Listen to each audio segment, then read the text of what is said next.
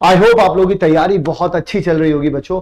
लेकिन इसी के साथ साथ आप लोगों को चाहिए पीडीएफ इंपॉर्टेंट क्वेश्चंस की, वीडियो इंपॉर्टेंट क्वेश्चंस की। तो ये सब कुछ आपको फ्री ऑफ कॉस्ट मिल रहा है केल्विन लाइव ऐप पर। कैसे मिल रहा है, क्या क्या है, यूट्यूब लाइव के जितने भी हमारे यूट्यूब लाइव हो रहे हैं उनके सबके पीडीएफ, चाहे आप बात करें अरियन के क्वेश्चंस के, इंपॉर्टेंट क्वेश्चंस जो हो वो उनके पीडीएफ, एडुकार्ड के हो, ऑसवाल के हो, वन शॉट के पीडीएफ, 10 इंपॉर्टेंट सैंपल पेपर और विद सॉल्यूशन उनका पीडीएफ, पिछले 10 सालों में पूछे गए जितने भी सवाल हैं उनका PDF, chapter wise, topic wise, mark wise, chapter wise test अगर आपको चाहिए, ई बुक चाहिए कॉन्सेप्ट और फॉर्मूलाज की, और अगर आप लोगों को अदर इंपॉर्टेंट पीडीएफ चाहिए तो आप लोगों को क्या करना है, केल्विन लाइव ऐप को अभी के अभी डाउनलोड करना है और इन सभी का एक्सेस मिल जाएगा आपको फ्री ऑफ कॉस्ट। करना क्या है, आपको डाउनलोड करिए, स्टोर वाले सेक्शन में जाइए, पहले ही नंबर पर पीवाईक्यू और एसपी करके एक फोल्डर दिख रहा होगा, उसमें जाइएगा and everything is there, everything is there. All the very best, पढ़ते रहो, आगे बढ़ते रहो और टर्म 2 को फोड़ देंगे भाई।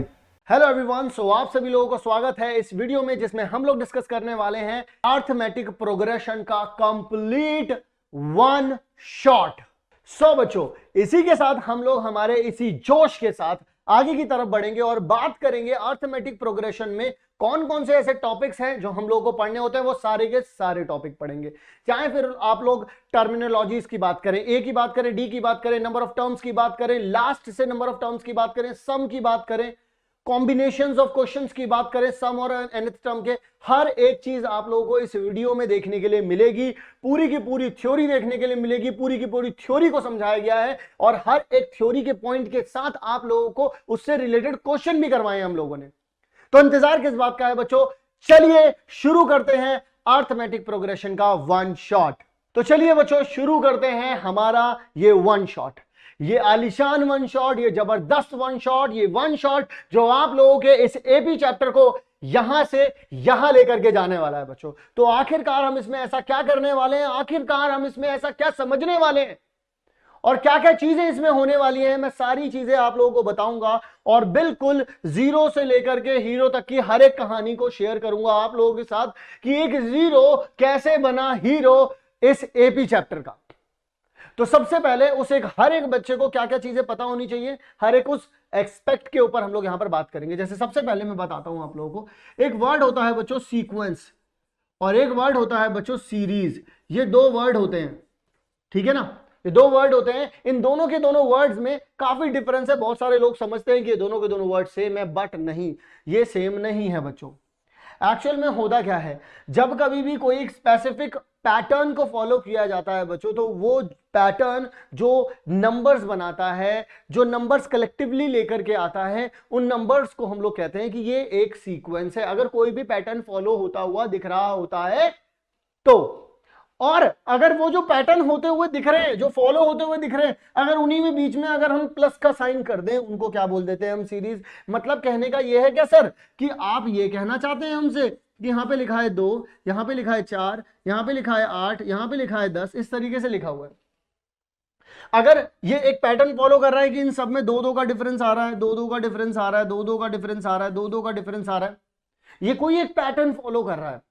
और इसी पैटर्न को बच्चों अगर मैं यहां पे लिख दूं कि 2 प्लस में, 4 प्लस में, 6 प्लस में, 8 प्लस में 10, ठीक है, जब मैं इसको बच्चों ऐसे लिख रहा हूं, then I used to call it series और मुझे इसको क्या कहना है बच्चों, सीक्वेंस कहना है। यानी कि मैं यहां पर एक बात कह सकता हूं आप लोगों से कि सीक्वेंस है कि जहां एक पैटर्न दिख रहा है, कुछ नंबर्स दिख रहे हैं जिनके बीच में कोमा लगा हुआ है, कोई प्लस का साइन नहीं है उसमें, तो उसको मैं बोलता हूं सीक्वेंस। लेकिन वहीं अगर कोई सीक्वेंस मुझे दिया गया है लेकिन उसमें जितनी भी टर्म्स हैं मेरे बच्चों, ध्यान से सुनना, उसमें जितनी भी टर्म्स दे रखी हैं अगर मैंने उन्हें प्लस से ऐड कर दिया तो मैं उसे क्या बोलता हूं बच्चों, सीरीज बोलता हूं। दोबारा से, आप लोग घर पे बैठे हैं, स्कूल में बैठे हैं, ट्यूशन में बैठे हैं, किसी और के घर पे बैठे हैं, कहीं पर भी बैठे हैं, बरामदे में बैठे हैं, हॉल में बैठे हैं, रूम में बैठे हैं, सोफे पे बैठे हैं, बेड पे बैठे हैं, यस सर मेरे साथ बोलते चलना। वही कॉन्फिडेंस दिलाता है मुझे भी और वही कॉन्फिडेंस दिलाएगा आपको भी कि हां सर मुझे तो बात समझ में आ गई। तो यानी कि इसे बोलते हैं बच्चों क्या, सीक्वेंस, और इसे बोलते हैं बच्चों क्या, सीरीज। क्लियर हो गई कहानी? बहुत बढ़िया सर, क्लियर हो गई मुझे। यानी कि बच्चों अगर मैंने कभी ऐसे 2, 3, 5, 7, 11, 13 लिख दिया तो कहीं आप चौंक तो नहीं जाएंगे, अरे सर इनके बीच में तो 1 का डिफरेंस आ रहा है, इसके बीच में सर 2 का डिफरेंस आ रहा है, इसके बीच में भी 2 का डिफरेंस आ रहा है, इसके बीच में 4 आ गया और इसके बीच में फिर से 2 का आ गया। सर ये तो कोई पैटर्न नहीं बना। लेकिन बच्चों अगर आप प्यार भरी निगाहों से देखें, दिल से देखें अगर आप इसे, तो आपको पता चलेगा बच्चों ये तो प्राइम नंबर हुए ना।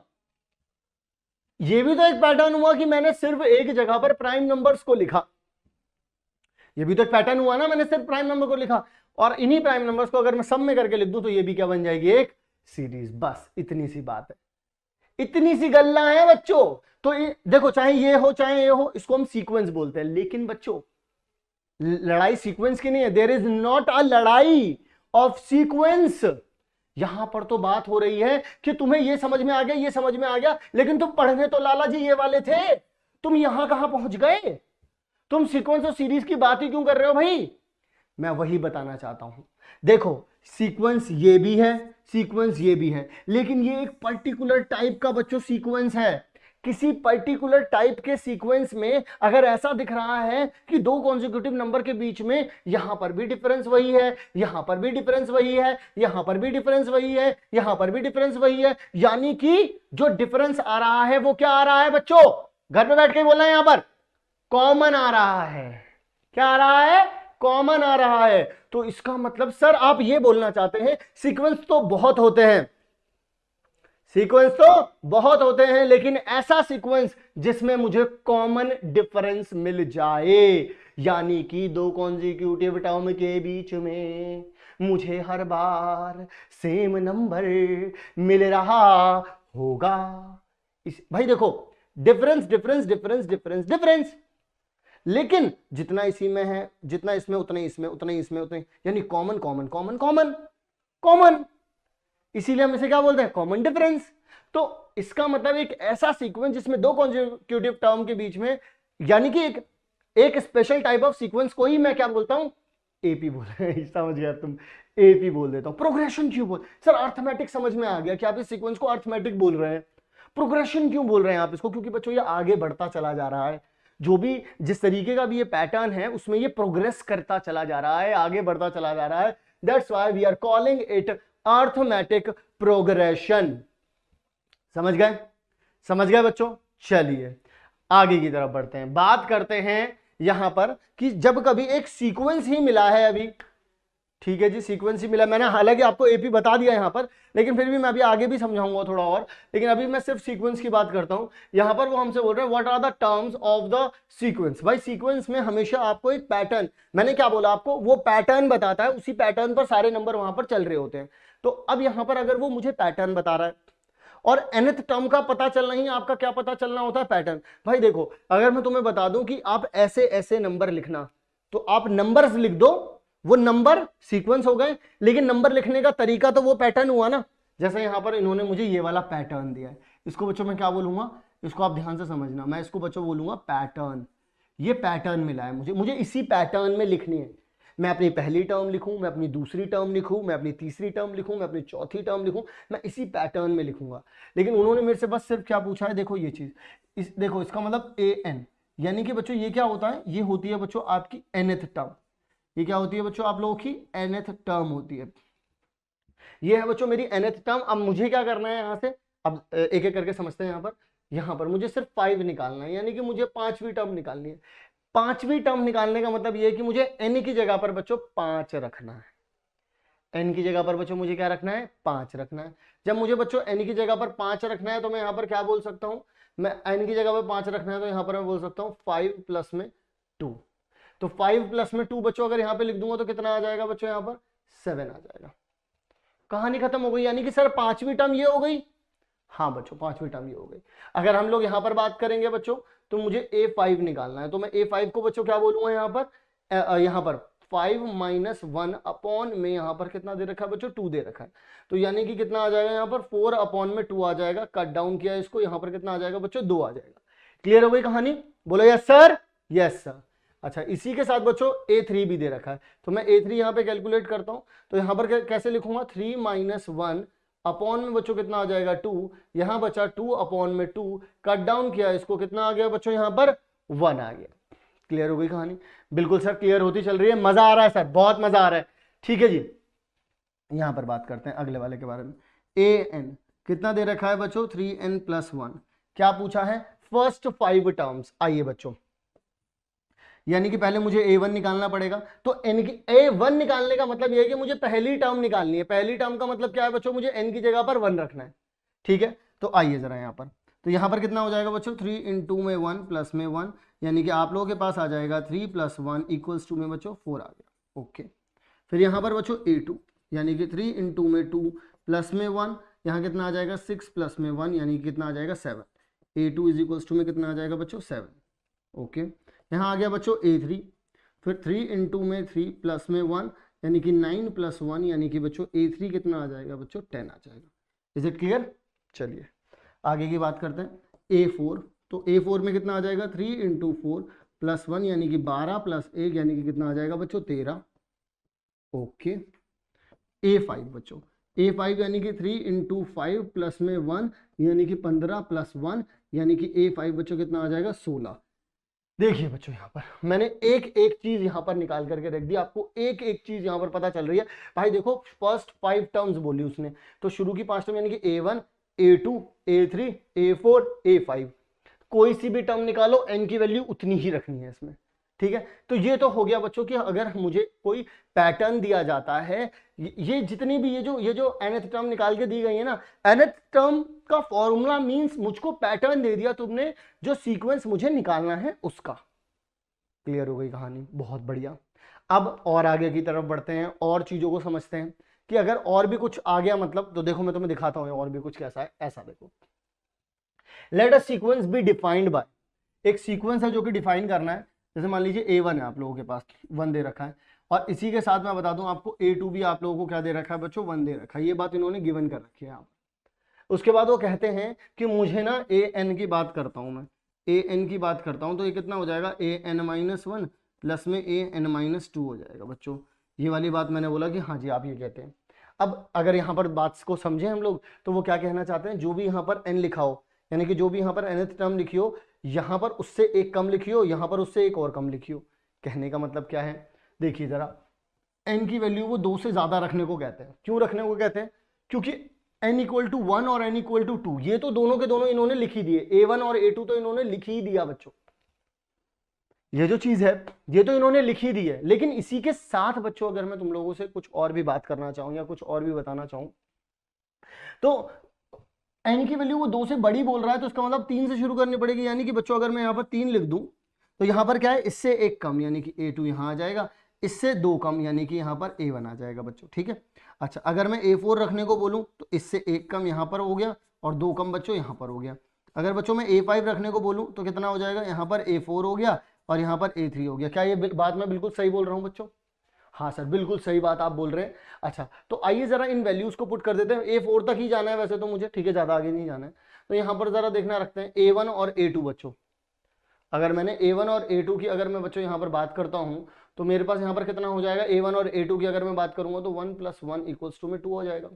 यहाँ पर a3 कितना है बच्चों, मेरे पास 2 है, और a2 कितना है मेरे पास 1 है, तो यानी कितना आ जाएगा 3 आ जाएगा। 5 भी निकाल देते हैं।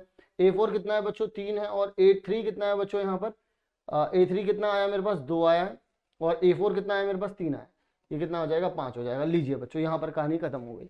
यानी कि a1 a3 a4 a5 ये भी मैंने यहाँ पे निकाल दिया। मतलब जो भी मेरे से बोला जाएगा मैं वो यहाँ पर कर दूंगा, मैं ज्यादा नहीं सोचूंगा। अगला सवाल बच्चों, अगले सवाल से पहले जो कि मैंने आप लोगों को एपी बताई, उसी एपी के बारे में यहाँ पर बातचीत चल रही है।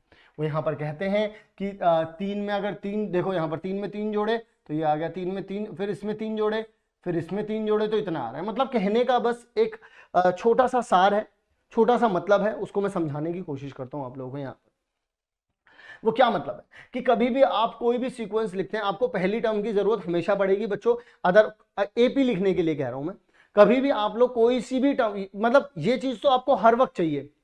The most common necessary things, मतलब जो मोस्ट नीडेड है, जो मोस्ट नीडेड है, जो बिल्कुल ही एकदम जरूरी चाहिए ही चाहिए आपको, वो 2 चीजें हैं। पहली चीज, अगर आपको फॉर एपी की बात कर लेते हैं, एपी भी क्योंकि एक तरीके का एक सीक्वेंस ही है, तो सबसे पहली चीज तो बच्चों आप लोगों को एक चीज चाहिए जो कि है फर्स्ट टर्म। और मैं फर्स्ट टर्म को बता दूं कि वो ए से भी डिनोट की जाती है। फर्स्ट टर्म को आप A1 कहते हैं, लेकिन उसे आप लोग ये भी कह सकते हैं A से डिनोट करते हैं, क्योंकि इसकी बहुत ज्यादा महत्वता है आगे चल करके, और थोड़ा सा और आगे बढ़ेंगे तो हमें समझ में आएंगी चीजें। अब मैं अगर आप लोगों से बोलूं कि यहां पर मुझे फर्स्ट टर्म की बात करनी है, फर्स्ट टर्म तो मेरे पास बच्चों कितनी आ रही है, A आ रही है। अब मैं यहीं पर आप लोगों को बात को समझाने की और दिमाग में बिठाने की पूरी कोशिश करता हूं आप लोगों के। देखो यार, कभी भी कोई भी सीक्वेंस है, आपको पहली टर्म पता चल जाए, जैसे अभी आप बोलेंगे सर आपको अगर फॉर्मूला पता होता है तो आप डायरेक्टली पांचवी टर्म निकाल लेते, चौथी टर्म निकाल रहे थे, यहां पर क्या दिक्कत आ गई आपको, यहां ऐसी क्या दिक्कत आ रही है आपको? देखो जरा सुनो, एपी की बात हो रही है। एपी क्या करता है कि जो चीज इसमें ऐड हो रही है फिर इसमें भी वही ऐड करके अगली टर्म आ जाएगी, फिर इसमें भी वही ऐड करके, जैसे 3 है या फिर मुझे यहाँ पर 3 है, अब मुझे यहाँ पर कॉमन डिफरेंस कितना आ रहा है बच्चों, 3 आ रहा है, तो 3 में अगर मैं 3 जोड़ दूं तो इस वाली टर्म पे पहुंच जाऊंगा, फिर इसमें 3 जोड़ दूं तो यहाँ पहुंच जाऊंगा। लेकिन बच्चों दूसरी टर्म पे पहुंचने के लिए पहली टर्म तो पता होनी चाहिए ना मुझे। मान लीजिए अगर मैं यहाँ पर लिख देता हूं 2, 2, 5, 8 और 11, मैंने यहाँ पे लिख दिया। अब मुझे पता चल रहा है कि इसमें 3 ऐड हुआ है, इसमें भी 3 ऐड हुआ है, इसमें भी 3 ऐड हुआ है, मुझे ये बात पता चल रही है, मैं मना नहीं कर रहा इसमें। लेकिन बच्चों इसमें 3 ऐड करना है, ये ही नहीं पता होगी तो किसमें 3 ऐड करके दूसरी टर्म पे पहुंच जाऊंगा। तो शुरुआत के लिए मुझे फर्स्ट टर्म चाहिए ही चाहिए, और फर्स्ट टर्म को हम लोग बच्चों किससे डिनोट करते हैं, ए से। ओके, अब आपको पता है कि इनका डिफरेंस कितना आ रहा है, 3, इसका डिफरेंस भी कितना आ रहा है, 3, इसका डिफरेंस भी कितना आ रहा है, 3। तो एक बात तो समझ में आ गई कि यहां पर डिफरेंस तो आ रहा है, लेकिन ये डिफरेंस बच्चों क्या है, कॉमन है ये डिफरेंस तो भाई, तो इसे क्या बोलते हैं आप, कॉमन डिफरेंस। और कॉमन डिफरेंस को आप बच्चों किससे डिनोट करते हैं, डी से। यानी कि दूसरी जो सबसे बढ़िया चीज है वो क्या है बच्चों आपके पास, कॉमन डिफरेंस है। कॉमन डिफरेंस है, उसको हम किससे डिनोट करते हैं बच्चों, डी से डिनोट कर देते हैं। कोई इशू नहीं है, कोई दिक्कत नहीं है, कोई परेशानी बिल्कुल नहीं है, किसी भी तरीके की कोई परेशानी नहीं है, ए और डी मुझे यहां पर मिल जाएगा। अब मैं और क्या करूं, मुझे और भी चीजों को समझना है यहाँ पर। देखो बच्चों एक एक करके हम लोग हर एक चीज को समझेंगे, आप लोग इस बात के लिए पूरे तरीके से निश्चिंत रहिए। अब मैं आगे की तरफ थोड़ा सा और बढ़ता हूं, आप लोगों को कुछ और भी चीजें दिखाता हूं। जैसे मान लीजिए बच्चों एक एपी दी गई है, यहाँ पर सारे फिल्म स्टार्स हमने उतार दिए, ठीक है ना, उनकी हाइट के अनुसार। तो अगर मैं यहाँ पर बच्चों एक एपी की बात करूं तो अगर एक एपी दी गई है तो उसमें पहली टर्म है, एपी दी गई है आपकी, पहली टर्म है आपकी, दूसरी टर्म है, तीसरी टर्म है, चौथी टर्म है, पांचवी टर्म है, ऐसे ही तो है। अब बच्चों अगर एक बात बताओ मुझे कि मुझे इससे इस वाली टर्म पर जाना है तो मुझे इसमें डी ऐड करना है, इसमें भी बच्चों मुझे एक बार और डी ऐड करना है, इसमें भी एक बार डी ऐड करना है, इसमें भी एक बार डी ऐड करना है। अब मान लो मेरी ये पहली टर्म तो ए ही होती है, मैंने फर्स्ट टर्म को किससे डिनोट किया है, ए से डिनोट किया है। मुझे अगली टर्म चाहिए तो मैं इसमें क्या करूंगा बच्चों, एक डी ऐड कर दूंगा, तो मैं क्या लिखूंगा, ए प्लस डी। इससे भी अगली टर्म चाहिए तो बच्चों मैं क्या करूंगा, इसमें एक और डी ऐड कर दूंगा, तो ये कितना हो जाएगा, ए प्लस में 2d हो जाएगा। एक और नेक्स्ट टर्म चाहिए तो बच्चों क्या करूंगा, इसमें भी डी ऐड करूंगा, तो ए प्लस कितना हो जाएगा बच्चों, 3d हो जाएगा। एक और नेक्स्ट टर्म चाहिए तो क्या करूंगा, ए प्लस में कितना हो जाएगा बच्चों, 4d हो जाएगा। एक और चाहिए बच्चों तो क्या हो जाएगा, ए प्लस में कितना हो जाएगा बच्चों, 5d हो जाएगा। एक और चाहिए बच्चों तो क्या करूंगा, ए प्लस में कितना हो जाएगा बच्चों, 6d हो जाएगा। इस बात को और अच्छे से समझते हैं यहाँ पर, इस बात को और अच्छे तरीके से मैं समझाता हूँ यहाँ पर बच्चों आप लोगों को। देखो ये क्या है बच्चों, हमारी पहली टर्म है a1 है, ये क्या है बच्चों a2 है, ये क्या है बच्चों a3 है, ये क्या है बच्चों a4 है, ये क्या है बच्चों a5 है, ये क्या है बच्चों a6 है, ये क्या है बच्चों a7 है। ठीक है, अब ये बात मुझे पता चल रही है कि इनके बीच में जो डिफरेंस आ रहा है वो सेम है, यानी कि मैं अगर a2 माइनस, देखना जरा यहाँ पर, मैं यहाँ पर लिखता हूं, अगर बच्चों मैं a2 माइनस a1 कर दूं, दो कॉन्जिक्यूटिव टर्म है, अगर मैं a2 माइनस a1 कर दूं तो बच्चों मेरे पास कितना आ रहा है, d आ रहा है। यानी कि अगर मुझे कॉमन डिफरेंस निकालना हो किसी भी एपी में तो मैं कैसे निकाल सकता हूं, दो कॉन्जिक्यूटिव टर्म को माइनस करके, यानी कि शुरू की दो टर्म को ही माइनस कर दूंगा तो डी निकल जाएगा। अगर आप ऐसा नहीं करना चाहते तो आप इन दो को कर दीजिए, यानी कि आप क्या कर सकते हैं, a3 माइनस a2 कर सकते हैं, तब भी डी आ जाएगा। आप a4 माइनस a3 कर सकते हैं, तब भी डी आ जाएगा। आप a5 माइनस a4 कर सकते हैं बच्चों, तब भी डी आ जाएगा। ये सारी की सारी चीजें में से आप कुछ भी कर लीजिए, आपको डी मिल जाएगा। तो सर आपने मुझे डी निकालने का तरीका भी बता दिया, आपने ये भी बता दिया कि ए क्या होता है, ये सारी की सारी चीजें आपने मुझे बता दी। अब मैं इसके साथ आप लोगों को एक नोट भी यहाँ पर बताना चाहता हूँ। सर नोट की बात आप कैसे कर रहे हैं, यहाँ पर पैसा देने वाले हैं क्या आप मुझे? हाँ बच्चों, कर करारे नोट दूंगा मैं आपको, यहाँ पर कर करारे नोट दूंगा, 2-2 हज़ार वाले। अब सुनो मेरी बात, कितने काम की बात बताने वाला हूँ मैं यहाँ पे आपको। अगर आप लोगों को बहुत बहुत ही कॉमन सी बात है, मैंने अगर यहाँ पर 2 दे दिया, ये 4 दे दिया और ये 6 दे दिया, सबसे पहले तो आप ये बताइए क्या ये एक एपी में है? आप बोलेंगे सर ये एक एपी में है, मजा आ रहा है मुझे समझने में, और मैं रजाई डाल करके चाहे गद्दे पे बैठा हूं चाहे सोफे पे बैठा हूं कहीं पर भी बैठा हूं बच्चों, ये बात तो कंफर्म हो रही है कि आपको हर एक चीज समझ में आ रही है। जब बच्चों आप ये लिख सकते हैं तो मैं आपको एक बात बताता हूं, आपको पता है कि आप ये बात कर सकते हैं कि 4 में से 2 गए, या फिर आप ये कहते हैं 6 में से 4 गए, ये दोनों बातें बराबर हैं, क्योंकि ये आपने क्या लिखा है A2 माइनस में A1, और ये क्या लिखा है आपने A3 माइनस में A2, यही बात तो लिखी है, और A2 माइनस A1 भी D होता है और A3 माइनस A2 भी क्या होता है बच्चों, यही होता है। ये बात बिल्कुल बराबर है सर, और आ भी रहा है क्या, यहां से भी 2 आ रहा है बच्चों और यहां से भी 2 आ रहा है, आएगा भी क्योंकि कॉमन डिफरेंस 2 ही है। अब यहां पर जरा एक बात सुनना बच्चों, इस A2 को अगर मैं इधर ले आऊं और इस A1 को वहां भेज दूं तो मेरे पास यहाँ पर 2 A2 हो जाएंगे और वहाँ कितना हो जाएगा बच्चों, A1 प्लस में A3 हो जाएगा। क्या ये बात मैंने बिल्कुल सच्ची बोली है बच्चों? ये बात जो है वो सच्ची घटनाओं पर आधारित है कि नहीं है?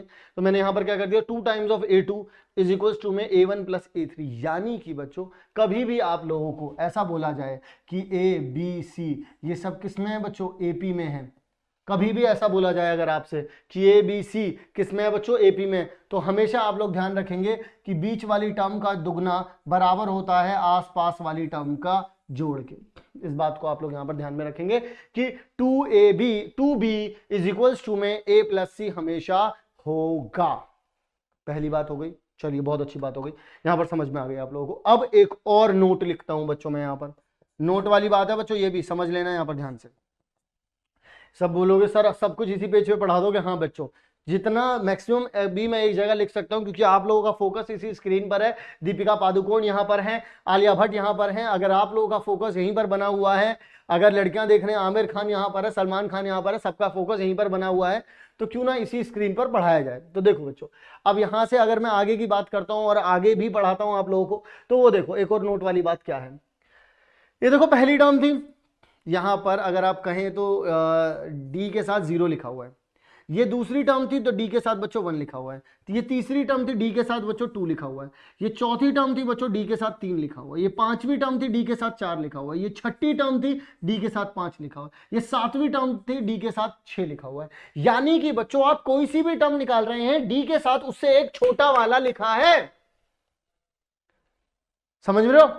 यानी कि अगर आप यहां पे लिख देंगे A12, यानी कि आप 12वीं टर्म निकाल रहे हैं, तो आप ये बोलेंगे कि ए तो सब में ही लिखा है, प्लस में इससे एक छोटा लिखा हुआ है, यानी कि 11D यहां पर लिखा हुआ है। क्या ये बात मैंने मान सकता हूं?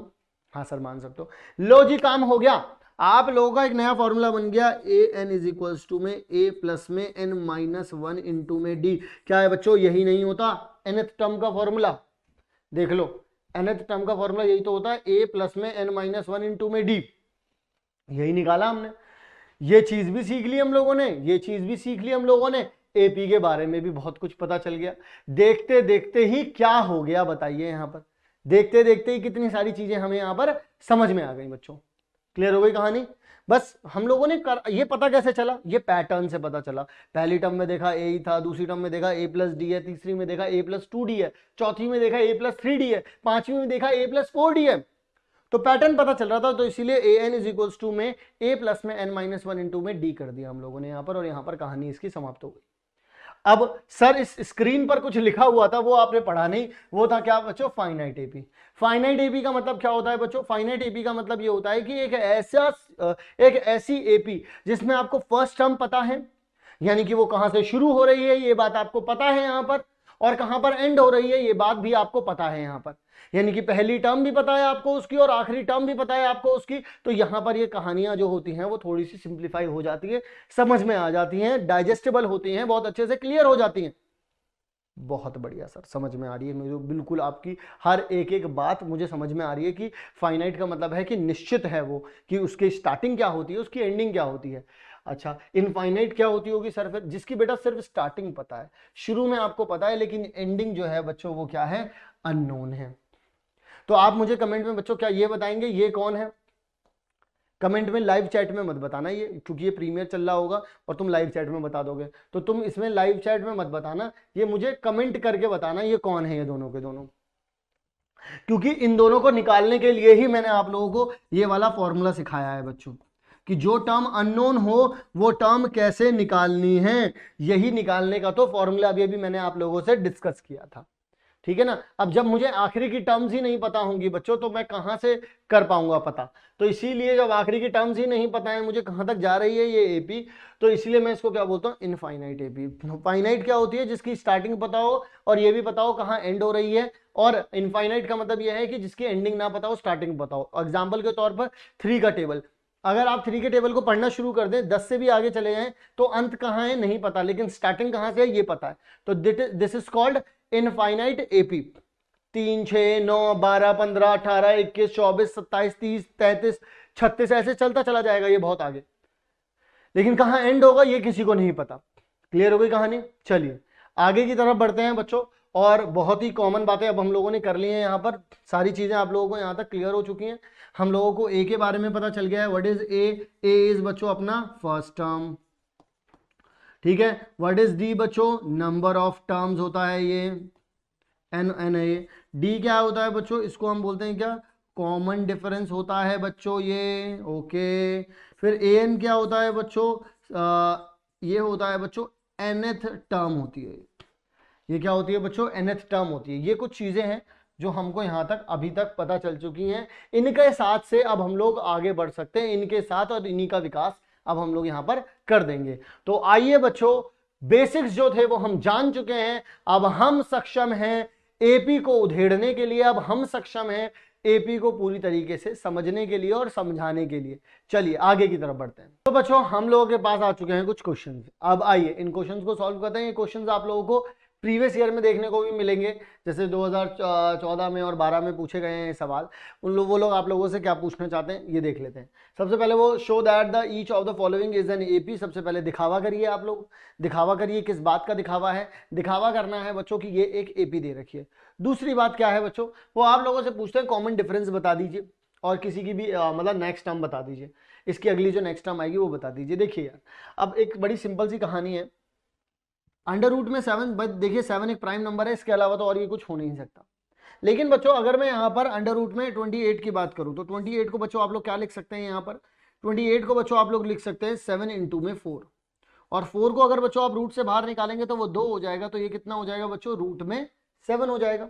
वहीं अगर बच्चों आप 63 की बात करेंगे तो 7 इंटू 9 आ जाएगा। अगर बच्चों आप 9 को बच्चों बाहर निकालते हैं इसमें से तो कितना आ जाएगा? 3 रूट 7 हो जाएगा।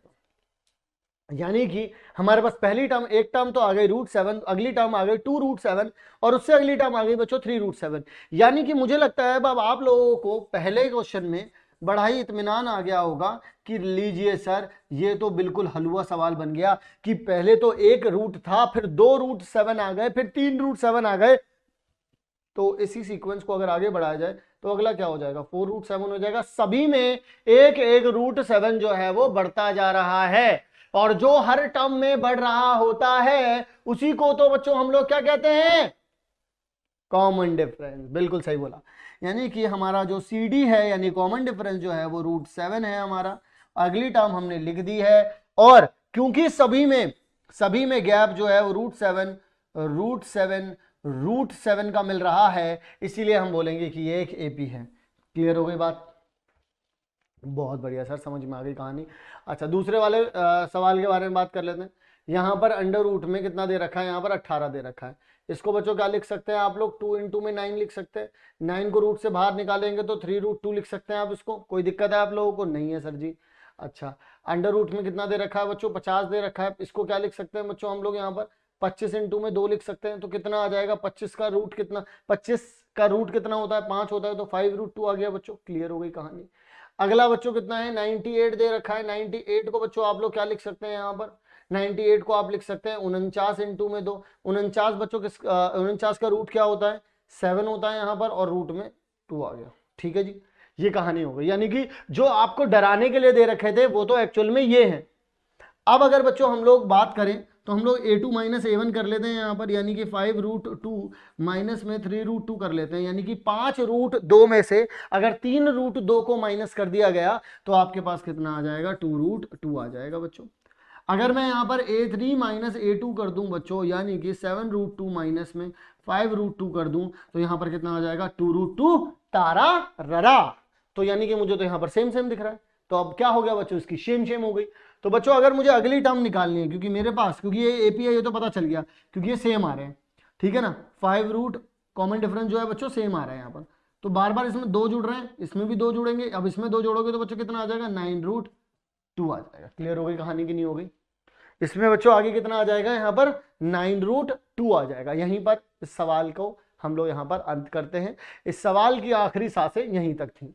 चलिए अगले सवाल की तरफ बढ़ते हैं। वाजीवा, बहुत ही बढ़िया सवाल, 2014 में पूछा गया सवाल है।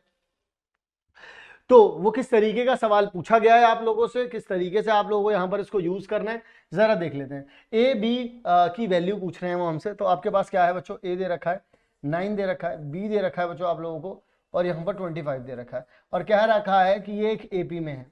आप 2014 में पूछा गया सवाल था ये। बच्चों मैं थोड़ी देर पहले आप लोगों को एक कुछ बात बताई थी कि कभी भी अगर आपको ए बी सी 3 जो चीजें हैं अगर ये आपको बच्चों एपी में दे रखी होती हैं, तो आप हमेशा ध्यान रखेंगे कि इससे क्या रिजल्ट निकलता है कि 2 टाइम्स ऑफ बीच वाला इज इक्वल्स टू में साइड वालों का सम। ये चीज हम लोगों को यहाँ पर पता चलती है।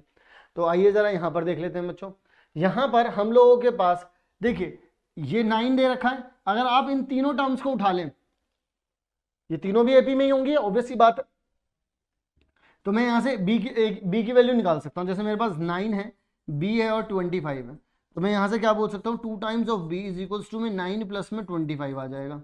यहाँ देखूंगा तो 2b इज इक्वल्स टू में कितना हो जाएगा बच्चों, 34 हो जाएगा।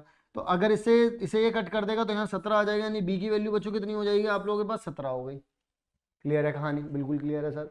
अच्छा इसका मतलब तो ये सर ए हो गया, 9 हो गया, फिर ये 17 हो गया, और यहाँ पर कितना हो गया बच्चों, ये 25 हो गया आप लोगों के पास।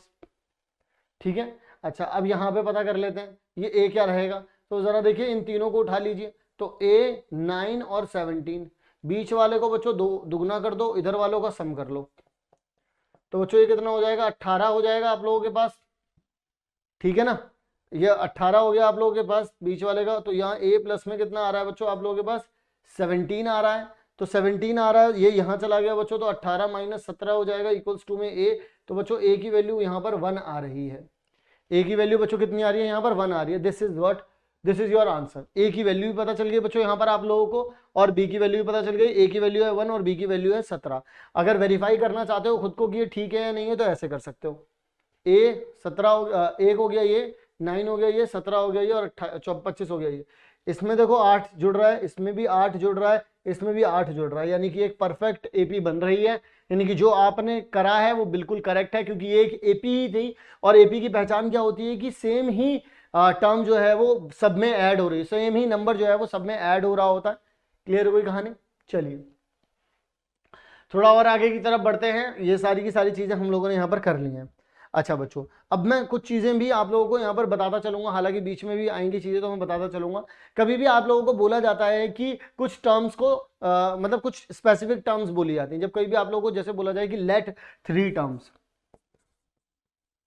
या फिर कोई बोले आपसे लेट 5 टर्म्स, सिर्फ 5 टर्म्स की बात हो रही है। अगर कभी भी 3 टर्म्स की बात हो तो आप किस तरीके से टर्म्स लेंगे, आप ए ले लीजिए, आप ए प्लस डी ले लीजिए, और आप ए माइनस डी ले लीजिए, इस तरीके की टर्म्स ले लीजिए। अगर 5 की बात करें कोई तो आप क्या करें, ए ले लीजिए, यहाँ पर ए प्लस डी ले लीजिए, और ए प्लस 3d ले लीजिए।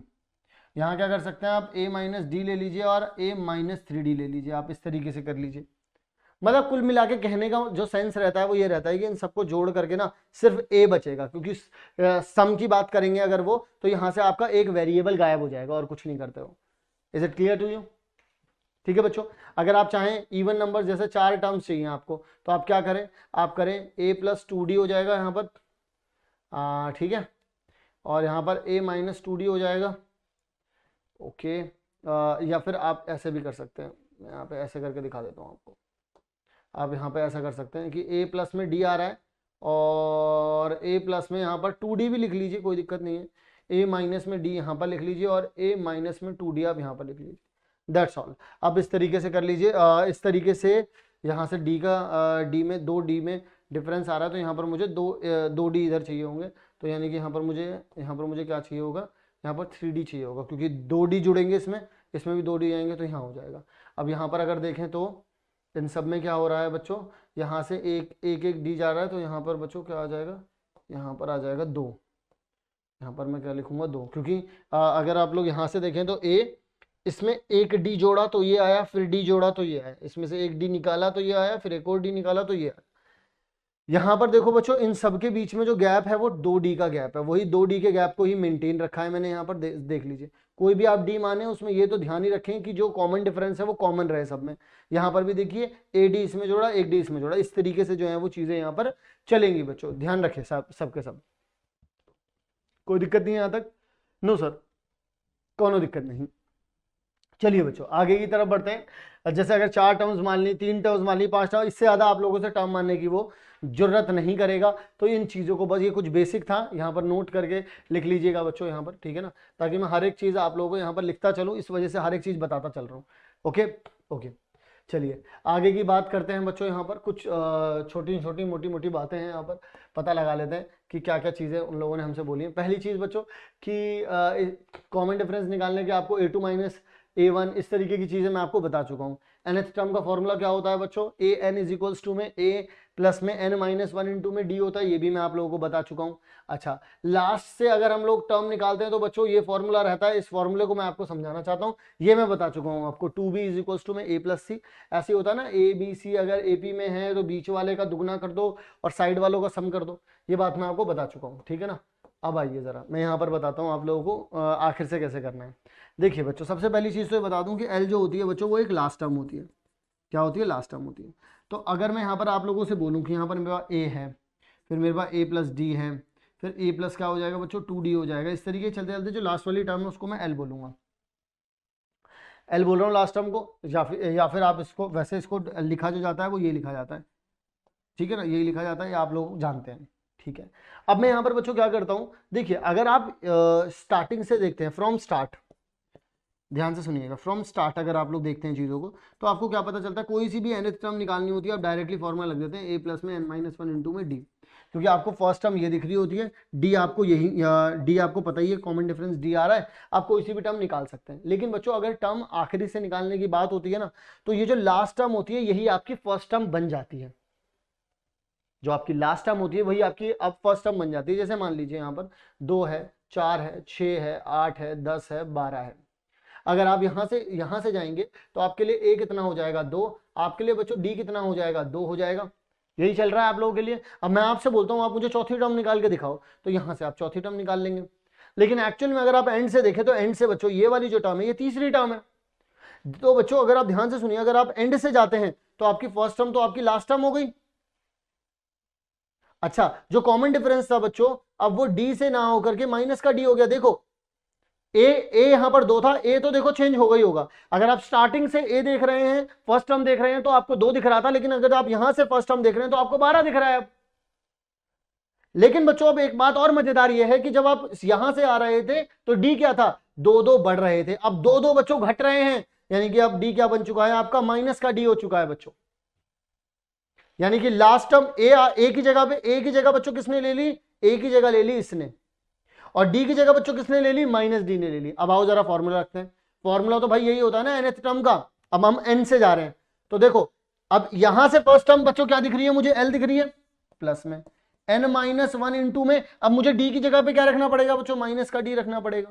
तो यहां पर जरा देखिए कितना हो जाएगा l, ये माइनस का साइन चला जाएगा तो माइनस n माइनस 1 इंटू में d। ये देखिए यही फॉर्मूला उन्होंने लिख रखा है, l minus n minus 1 into D, क्योंकि बच्चों a को रिप्लेस कर दिया l ने और d को रिप्लेस कर दिया माइनस के d ने। दोबारा से सुनो, a को रिप्लेस कर दिया l ने, क्योंकि स्टार्टिंग पहले यहां पर a था, अब क्योंकि आखिरी टर्म पहली दिख रही है तो मैं आखिरी टर्म यानी कि l को ही अपना a मानूंगा। और जब मैं स्टार्टिंग से जा रहा था तो मुझे d मिल रहा था, लेकिन जब मैं उल्टी तरफ से आऊंगा तो वही d मेरे लिए नेगेटिव हो जाएगा। जब मैं यहां से चल रहा था 2 जुड़ रहे थे, अब मैं यहां से आ रहा हूं तो 2 घट रहे हैं, तो इसी वजह से जो d था उसको मैंने माइनस d रख दिया, और जो नॉर्मल फॉर्मूला होता था उसी फॉर्मूले में जाके वैल्यूज को पुट किया and I will get my answer. Clear हो गई कहानी? क्लियर है बच्चों? बहुत बढ़िया। बढ़ते हैं बच्चों आगे की तरफ, देखते हैं जरा क्वेश्चंस को। अब देखिए बच्चों एक एक करके हम लोगों को क्वेश्चंस मिलेंगे और हम लोगों को हर एक तरीके के क्वेश्चन को यहाँ पे उखाड़ के फेंकना है, हर एक तरीके के क्वेश्चंस को हम लोगों को यहाँ पर सॉल्व करना है। ठीक है जी, आइए जरा यहाँ पर बात करते हैं बच्चों हर एक सवाल के बारे में, हर एक चीज के बारे में यहाँ पर देखते हैं। तो कहते हैं कि आप लोगों को बच्चों जो डी दे रखा है वो -4 दे रखा है, एन जो दे रखा है बच्चों वो 7 दे रखा है, और ए एन जो दे रखा है बच्चों आप लोगों को वो 4 दे रखा है। तो आप ए की वैल्यू निकाल दीजिए। मेरे लाल बाल लड्डू गोपाल, ये सवाल तो झोली में गिरा है भाई, आके झोली में गिरा है। मेरे साथ हर एक बच्चा सवाल को सॉल्व करता चले। भाई कर रहे हो नहीं कर रहे हो तुम सवाल सॉल्व? इधर देखो, इधर इधर, हाँ कर रहे हो ना सवाल सॉल्व? ऐसे ही सवाल को सॉल्व करना है। तो ए एन का फॉर्मूला क्या होता है बच्चों? ए एन का फॉर्मूला होता है ए प्लस में एन माइनस 1 इंटू में डी होता है। ए एन क्या होता है बच्चों? ए एन 4 दे रखा है, ए अरे पता ही नहीं है भाई, 7 यहां पर दे रखा है, डी कितना दे रखा है? -4 दे रखा है बच्चों। तो यानी कि 4 इज इक्वल्स टू में ए कितना आ जाएगा? 6 इंटू में -4 हो गया बच्चों। यहां से बच्चों अगर आप देखें तो 4 इज इक्वल्स टू में ए माइनस में 24 आ गया। 24 को बच्चों अगर यहां फेंक दूंगा तो 20 का 8 आ गया। यहां पर ए की वैल्यू बच्चों कितनी आ गई? 28 आ गई। कहानी जो है बच्चों खत्म हो गई। सर बस इतना सही सवाल था? जी बच्चों, सिर्फ इतना सही सवाल था और इसमें कुछ भी सॉल्व नहीं करना था। That's all. क्लियर हो गई बच्चों यहां तक कहानी? अगला सवाल कह रहे हैं कि is zero a term of this? क्या जीरो जो है वो एक टर्म होगी इसमें? अच्छा, इसके लिए बच्चों एक कहानी और बताता हूं। ए एन, तो बच्चों ये जो एन है ना, ये हमेशा नॉन नेगेटिव, ध्यान रहे, नॉन नेगेटिव रहता है ये नंबर, नॉन जीरो रहता है ये नंबर, नॉन फ्रैक्शनल होता है ये नंबर। इन बातों को बच्चों ध्यान में रखें सारे के सारे बच्चे। नॉन नेगेटिव का मतलब है कि माइनस की दूसरी टर्म, माइनस की तीसरी टर्म, माइनस की चौथी टर्म, ऐसी कोई टर्म नहीं होती बच्चों। ये बात आप जानते हैं। कहीं पर ही बोलेंगे तो भाई तू कौन सी टर्म पे खड़ा है? भाई मैं माइनस की तीसरी टर्म पे खड़ा हूं, भाई मैं माइनस की 10वीं टर्म पे खड़ा हूं, बैंक की लाइन में, मुझे बचा लो। सच में तुम्हें बचाना पड़ेगा अगर तुम -10 में खड़े हो, क्योंकि -10 कुछ होता ही नहीं रियल में। ठीक है, अच्छा जीरो, भाई तुम कहां पे खड़े हो? अगर तुम सबसे आगे खड़े होते तो ये बोलते हो कि मैं सबसे आगे खड़ा हूं, यानी कि पहले नंबर पे खड़ा हूं, मैं 0 नंबर पे खड़ा हूं। अबे भाई काउंटर के अंदर ही घुस जाओगे क्या? समझ रहे हो मेरी बात को? काउंटर के अंदर थोड़ी ना घुस जाओगे।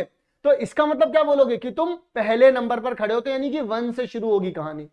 फ्रैक्शनल, आधी टांग डाली हुई है मैंने, तो इसलिए मैं 2.5 मतलब 2 के बाद खड़ा तो मैं 2.5वें नंबर पे खड़ा हूं, क्योंकि मेरी आधी टांग है वहां पर। नहीं बच्चों, या तो आप दूसरी पे खड़े होगे या तो आप तीसरी पे खड़े होगे। क्लियर है कहानी? चलिए, तो इसका मतलब ना तो ऐसा कोई नंबर आना चाहिए, ना ही ऐसा कोई, ना ही ऐसा कोई। क्लियर है बच्चों यहां तक कहानी? जी सर। अब यहां पर बात करते हैं जीरो आएगा नहीं आएगा।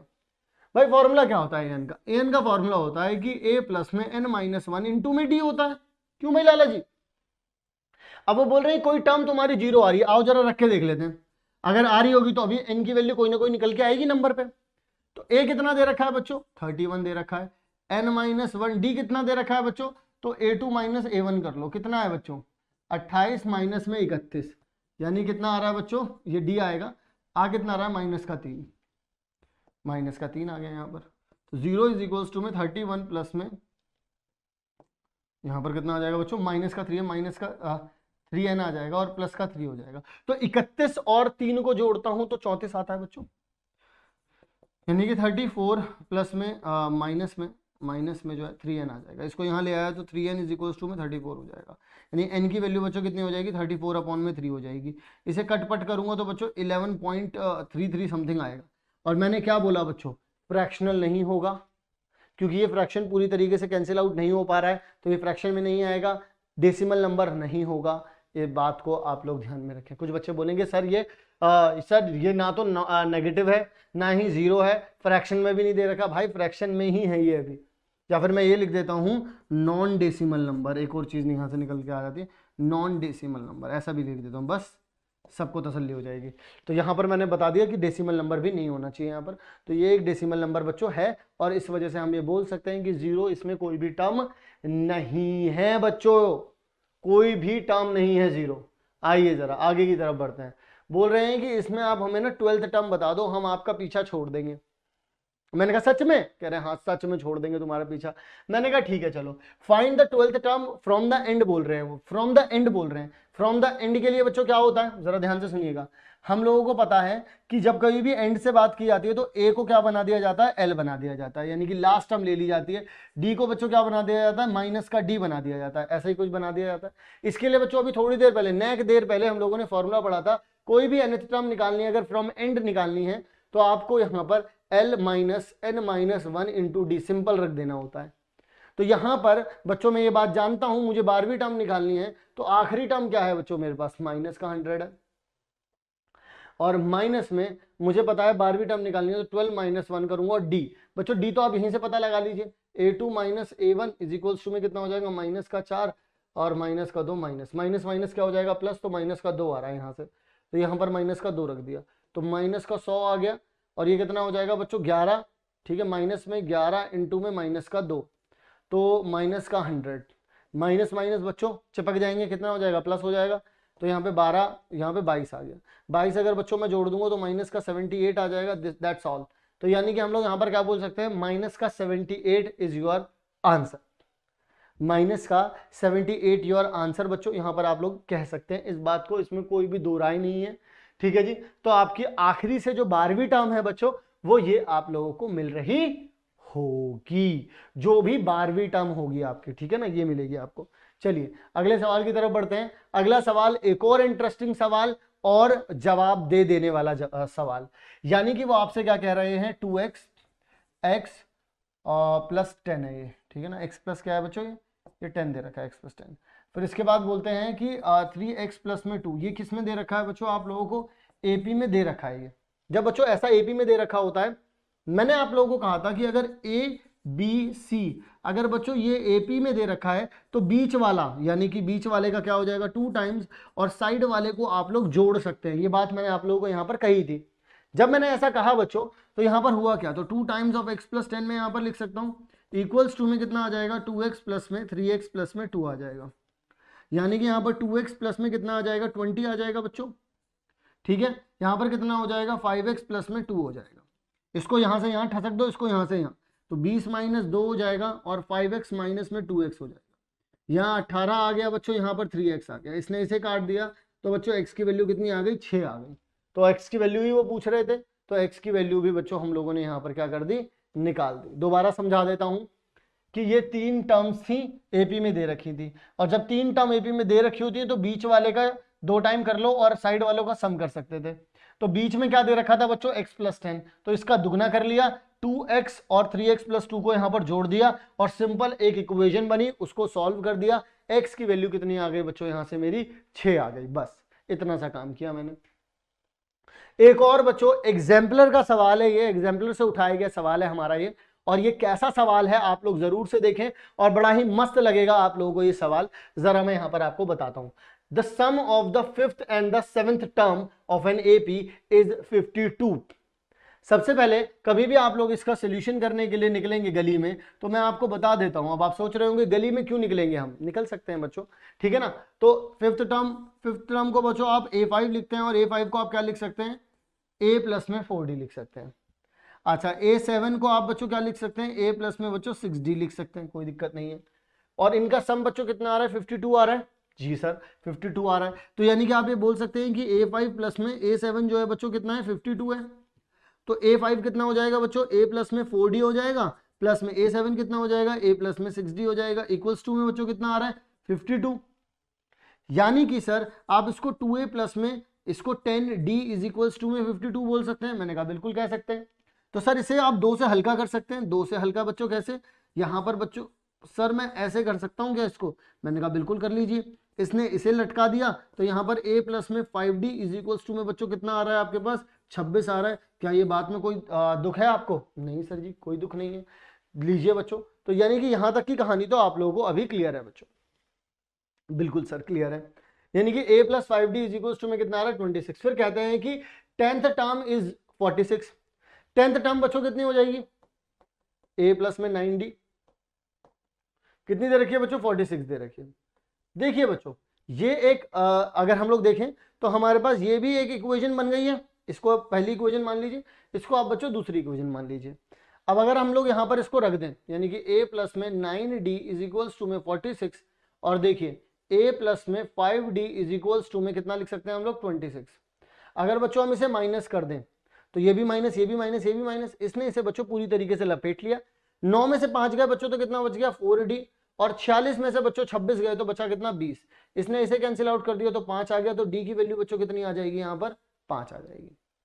अब अगर बच्चों मैं A की बात करूं यहाँ पर, तो a प्लस में 5d, तो यानी 5 और d कितना हो जाएगा बच्चों 5 इक्वल्स टू में कितना आ जाएगा बच्चों 26, तो ये कितना हो गया 25, तो a इज इक्वल्स टू में कितना आ जाएगा 26 माइनस 25, तो a की वैल्यू कितनी आ गई बच्चों 1 आ गई। यानी कि a की वैल्यू आप लोगों को यहां पर सिंपल मिल गई 1 और d की वैल्यू मिल गई 5, तो अब क्या कुछ रह गया, पूछा क्या है उन्होंने आपसे, फाइंड द एपी। मैंने कहा बता दूंगा भाई, अब तो भाई पहली टर्म मिल गई। किसी भी टर्म में एपी में अगली टर्म पर जाने के लिए क्या करना पड़ता है बच्चों, डी जोड़ना पड़ता है। डी कितना है 5, एक में 5 जोड़ा तो बच्चों एक में 5 जोड़ा तो कितना आ जाएगा 6, फिर 5 जोड़ा 11, फिर 5 जोड़ा 16, 5 जोड़ा 21, 26, 31, 36, 41, 46, 46 क्या था बच्चों 10वीं टर्म थी, जरा देखना 1 2 3 4 5 6 7 8 9 10, अरे देखो भाई 10वीं टर्म तो 46 ही आ रही है, इसका मतलब बिल्कुल सही जा रहे थे हम लोग। अच्छा, उसने 5वीं और 7वीं टर्म का सम जो बोला था वो 42 और 52 भी बोला था, तो बच्चों 5वीं टर्म ये रही, 7वीं टर्म बच्चों ये रही, तो 21 को और 31 को जोड़ोगे तो 52 ही आ रहा है। यानी कि यहां से बच्चों हम लोगों ने हमारे सवाल को वेरीफाई भी कर लिया दोनों तरीके से। क्लियर हो गई बच्चों कहानी। तो देखिए इस तरीके से इस पूरे के पूरे चैप्टर को हम लोग किस तरीके से निपट नंगा करते हुए चल रहे हैं। जहां कहीं पर भी आंख उठा करके देख रहा है द रैपट, फिर देखा फिर द रैपट, इस तरीके से ही आप लोगों को आगे बढ़ना है। चलिए बच्चों और सवाल देखते हैं। कहते हैं an AP consist of 50 terms of which third term is 12, मतलब कि टोटल जो है यानी कि एन टोटल नंबर ऑफ, यहां पर आप लोग कह सकते हैं, यहां पर बच्चों आप लोग क्या कह सकते हैं total number of term, total number of terms हम लोगों को कितना दे रखा है यहाँ पर 50 दे रखा है। क्लियर है, कोई दिक्कत नहीं है। थर्ड टर्म यानी कि A3 वो कितना होता है बच्चों a प्लस में 2d होता है, कितना दे रखा है वो 12 दे रखा है इन लोगों ने। मैंने कहा कोई दिक्कत नहीं है। फिर कहते हैं the last term is 106, last term का मतलब बच्चों क्या हो जाएगा 50वीं टर्म ही हो जाएगी, क्योंकि टोटल नंबर ऑफ टर्म्स जो दे रखी हैं आप लोगों को वही 50 है। तो जो 50 टोटल 50 टर्म्स में से अगर मैं बोलूं आखिरी टर्म की बात कर रहा हूं तो आखिरी टर्म भी क्या हो जाएगी बच्चों 50 ही हो जाएगी। 50वीं टर्म को आप a प्लस में 49d लिख सकते हैं। वो दे कितनी रखी है बच्चों 106 दे रखी है आप लोगों को। यानी कि बच्चों ये हमारी पहली कंडीशन हो गई, ये हमारी दूसरी कंडीशन हो गई। फिर वो 29th टर्म पूछ रहे हैं मेरे से, मैं 29वीं टर्म बता दूंगा, मुझे कोई दिक्कत नहीं है। अगर आप लोग मेरी एक बात को समझे कि a प्लस में 49d इज इक्वल्स टू में 106 है और a प्लस में 2d इज इक्वल्स टू में 12 दे रखा है, माइनस माइनस माइनस, ये इससे तो ये लपेटा गया। 49 में से 2 गए तो बच्चों कितना बचेगा 47d, और 106 में से अगर बच्चों 12 चले गए तो आपके पास बचेगा 94। इसने इसे कैंसिल आउट किया, 2 आ गया। तो बच्चों d की वैल्यू आपको कितनी मिल गई है यहाँ पर 2 मिल गई। अब यहां जरा आना, तो a प्लस में 2 d की जगह पे आप डायरेक्टली लिख सकते हो बच्चों 2 इक्वल्स टू में कितना है बच्चों 12, तो 2 दूनी 4 हो गया, इधर 4 चला जाएगा तो a की वैल्यू बच्चों कितनी आ जाएगी आप लोगों के पास 8 आ जाएगी। a की वैल्यू बच्चों कितनी आ रही है आप लोगों के पास 8 आ गई। तो ये बात यहाँ पर कंफर्म हो गई आप लोगों को कि a की वैल्यू तो आपको कंफर्म पता चल चुकी है यहाँ पर। ठीक है, a पता चल गया, d पता चल गया। उन्होंने पूछा क्या 29वीं टर्म, तो बच्चों देखो 29वीं टर्म क्या होती है a प्लस में 28d आएगा यहाँ पर। कोई दिक्कत है यहाँ पर? नहीं सर जी कोई दिक्कत नहीं है। a की जगह पर तो हम बच्चों 8 ही लिख सकते हैं, यहाँ पर 28 लिखा हुआ है। d की जगह पे आप कितना लिख सकते हैं 2, तो 8 8 दूनी 16 हासिल लगा 1 2 दूनी 4 56 यहाँ आ गया। 56 में 8 जोड़ा बच्चों तो कितना आ जाएगा 64। यानी कि यहाँ पर ये वाला क्वेश्चन का आंसर भी आप लोगों का निकल आया कि यहाँ पर इसका आंसर कितना आ रहा है बच्चों 64। कोई दिक्कत कोई परेशानी बिल्कुल भी आपको नहीं होनी चाहिए इस क्वेश्चन में, क्योंकि ये प्रीवियस सैंपल पेपर्स में भी बोला गया है और सीबीएसई के द्वारा जो दिए जाते हैं, और एनसीईआरटी बुक का भी सवाल है। काफी अच्छा सवाल है, टेक्निकल सवाल, मतलब फॉर्मूले को यूज करने वाला सवाल है। ठीक है ना। आइए बच्चों कुछ सवालों को यहां पर सॉल्व कर लेते हैं। कुछ सवाल हमें यहां पर दे रखे हैं एमसीक्यू, क्योंकि पेपर किसी भी तरीके का आ सकता है, एमसीक्यू भी हो सकता है, सब्जेक्टिव भी हो सकता है। हम लोग आप लोगों को दोनों तरीके से प्रिपेयर करते हुए चल रहे हैं यहाँ पर। तो अगर हम लोगों को कभी ऐसा दे रखा है कि ए की वैल्यू ये दे रखी है, ये ऐसा ऐसा कुछ दे रखा है, तो ए की वैल्यू बता दीजिए। मुझे लगता है कि ये वाला सवाल हम लोग कर चुके हैं थोड़ी देर पहले, हालांकि मैं फिर भी करवा देता हूँ कि यहाँ पर डी की वैल्यू कितनी दे रखी है -4, एन कितना दे रखा है हमें 7 दे रखा है, ए एन कितना दे रखा है हमें 4 दे रखा है। तो a प्लस में n-1 इंटू में d इज इक्वल्स टू में ए एन होता है। a की वैल्यू ही निकालनी है, n कितना है बच्चों 7 माइनस 1 हो जाएगा। d कितना है बच्चों यहाँ पर माइनस का 4 है। ये कितना है बच्चों 4 है, तो ये कितना आता, ये 6 हो जाता, ये माइनस का 4, 6 की मल्टीप्लाई माइनस के 4 में माइनस का 24, माइनस का 24 वहां गया तो बच्चों कितना हो जाएगा प्लस का 24 और 4 पहले से ही दहेज में दे रखा है तो 28 आ गया, यानी कि 28 इसका आंसर था। मुझे लगता है कि इसी वीडियो में हम लोग थोड़ी देर पहले इस तरीके का सवाल कर चुके हैं, बट कोई दिक्कत नहीं है, प्रैक्टिस जितनी ज्यादा करेंगे उतना अच्छा रहेगा। nth टर्म की बात करें बच्चों तो यहां पर जरा देखिए a आ रहा है, फिर 3a आ रहा है, 5a आ रहा है। अगर मैं d की बात करूं तो 3a माइनस यानी कि दूसरी टर्म माइनस पहली टर्म अगर कर दूंगा तो यहां पर 2a आ जाएगा, यानी कि a तो मुझे दिख रहा है कि a ही है। कॉमन डिफरेंस कितना है बच्चों 2a दे रखा है, यानी दो चीजें मिल गई। उन्होंने मेरे से nth टर्म पूछी है, तो बच्चों nth टर्म निकालने का फॉर्मूला क्या होता है, a प्लस में n माइनस 1 इंटू में d होता है। a की जगह पे a ही रहेगा, n माइनस 1, d बच्चों कितना आ रहा है 2a आ रहा है। कितना आ रहा है बच्चों 2a आ रहा है। आइए इसको सॉल्व कर देते हैं बच्चों, तो इसकी मल्टीप्लाई करूंगा तो a प्लस में कितना आ जाएगा 2an माइनस में 2a, तो a में से बच्चों अगर 2a गया तो कितना बचेगा 2an, 1 माइनस 2 कितना का हो जाएगा माइनस का a, तो बच्चों a कॉमन निकाल लीजिए 2n माइनस 1 आ जाएगा, यानी कि a को हम लोग क्या लिख सकते हैं 2n माइनस 1, यानी कि b जो है बच्चों इसका पूरी तरीके से करेक्ट आंसर हो जाएगा। आइए बच्चों तीसरा पार्ट भी सॉल्व कर लेते हैं। तीसरा पार्ट बच्चों क्या कहता है, फर्स्ट टर्म जो है वो p दे रखी है, ठीक है जी। अच्छा कॉमन डिफरेंस d दे रखा है, तो 10th टर्म बताओ बच्चों। अरे भाई 10th टर्म होती कितनी है, a प्लस में 9d तो होती है, a आपको पता है इसमें p है, 9 ये दे रखा है, कॉमन डिफरेंस आपको q पता है, तो p प्लस में 9 टाइम्स ऑफ q हो जाएगा बच्चों, डायरेक्टली हो जाएगा ये तो, ठीक है ना। p प्लस में 9 टाइम्स ऑफ q, यानी कि c इसका बच्चों पूरी तरीके से करेक्ट आंसर हो रहा होगा। चलिए जी आगे की तरफ बढ़ते हैं और वीर की बात कर लेते हैं। वीर तुम बढ़े चलो, वीर तुम बढ़े चलो, तो यानी कि हम लोगों को यहाँ पर एक और पर्टिकुलर बंदे के बारे में बात करनी है, इसके बाद फिर हम लोग सम वाले पोर्शन पर भी पहुंच जाएंगे। भाई वीर एक बंदा है जो कि 200, यहाँ पर ये 200 है, 200 मीटर के लिए दौड़ता है भाई, ठीक है ना। उसकी मेहनत को ऐसे पानी में ना डालेंगे टाइपिंग वाले हमारे, ठीक है ना। तो ऐसी कुछ कहानी है उनकी। वो 200 मीटर दौड़ते हैं, पहले दिन उन्होंने 51 सेकंड में दौड़े, फिर अब जितने भी दिन वो दौड़ रहे हैं 2-2 सेकंड कम कर रहे हैं, यानी कि अगर वो आज दौड़े यानी कि पहले दिन तो वो 51 सेकंड में दौड़े, और अगले दिन जब वो दौड़ेंगे तो वो 49 सेकंड में दौड़ेंगे, ठीक है जी। क्योंकि during each day practice it takes him 2 second less, तो ही wants to do in 31 second. वो इसी चीज को कितनी देर में करना चाहता है, 31 सेकंड में करना चाहता है 200 मीटर की रेस को वो। तो अगर वो ऐसे कितने दिनों में कर पाएगा वो, ऐसा भी कुछ पूछा जाएगा।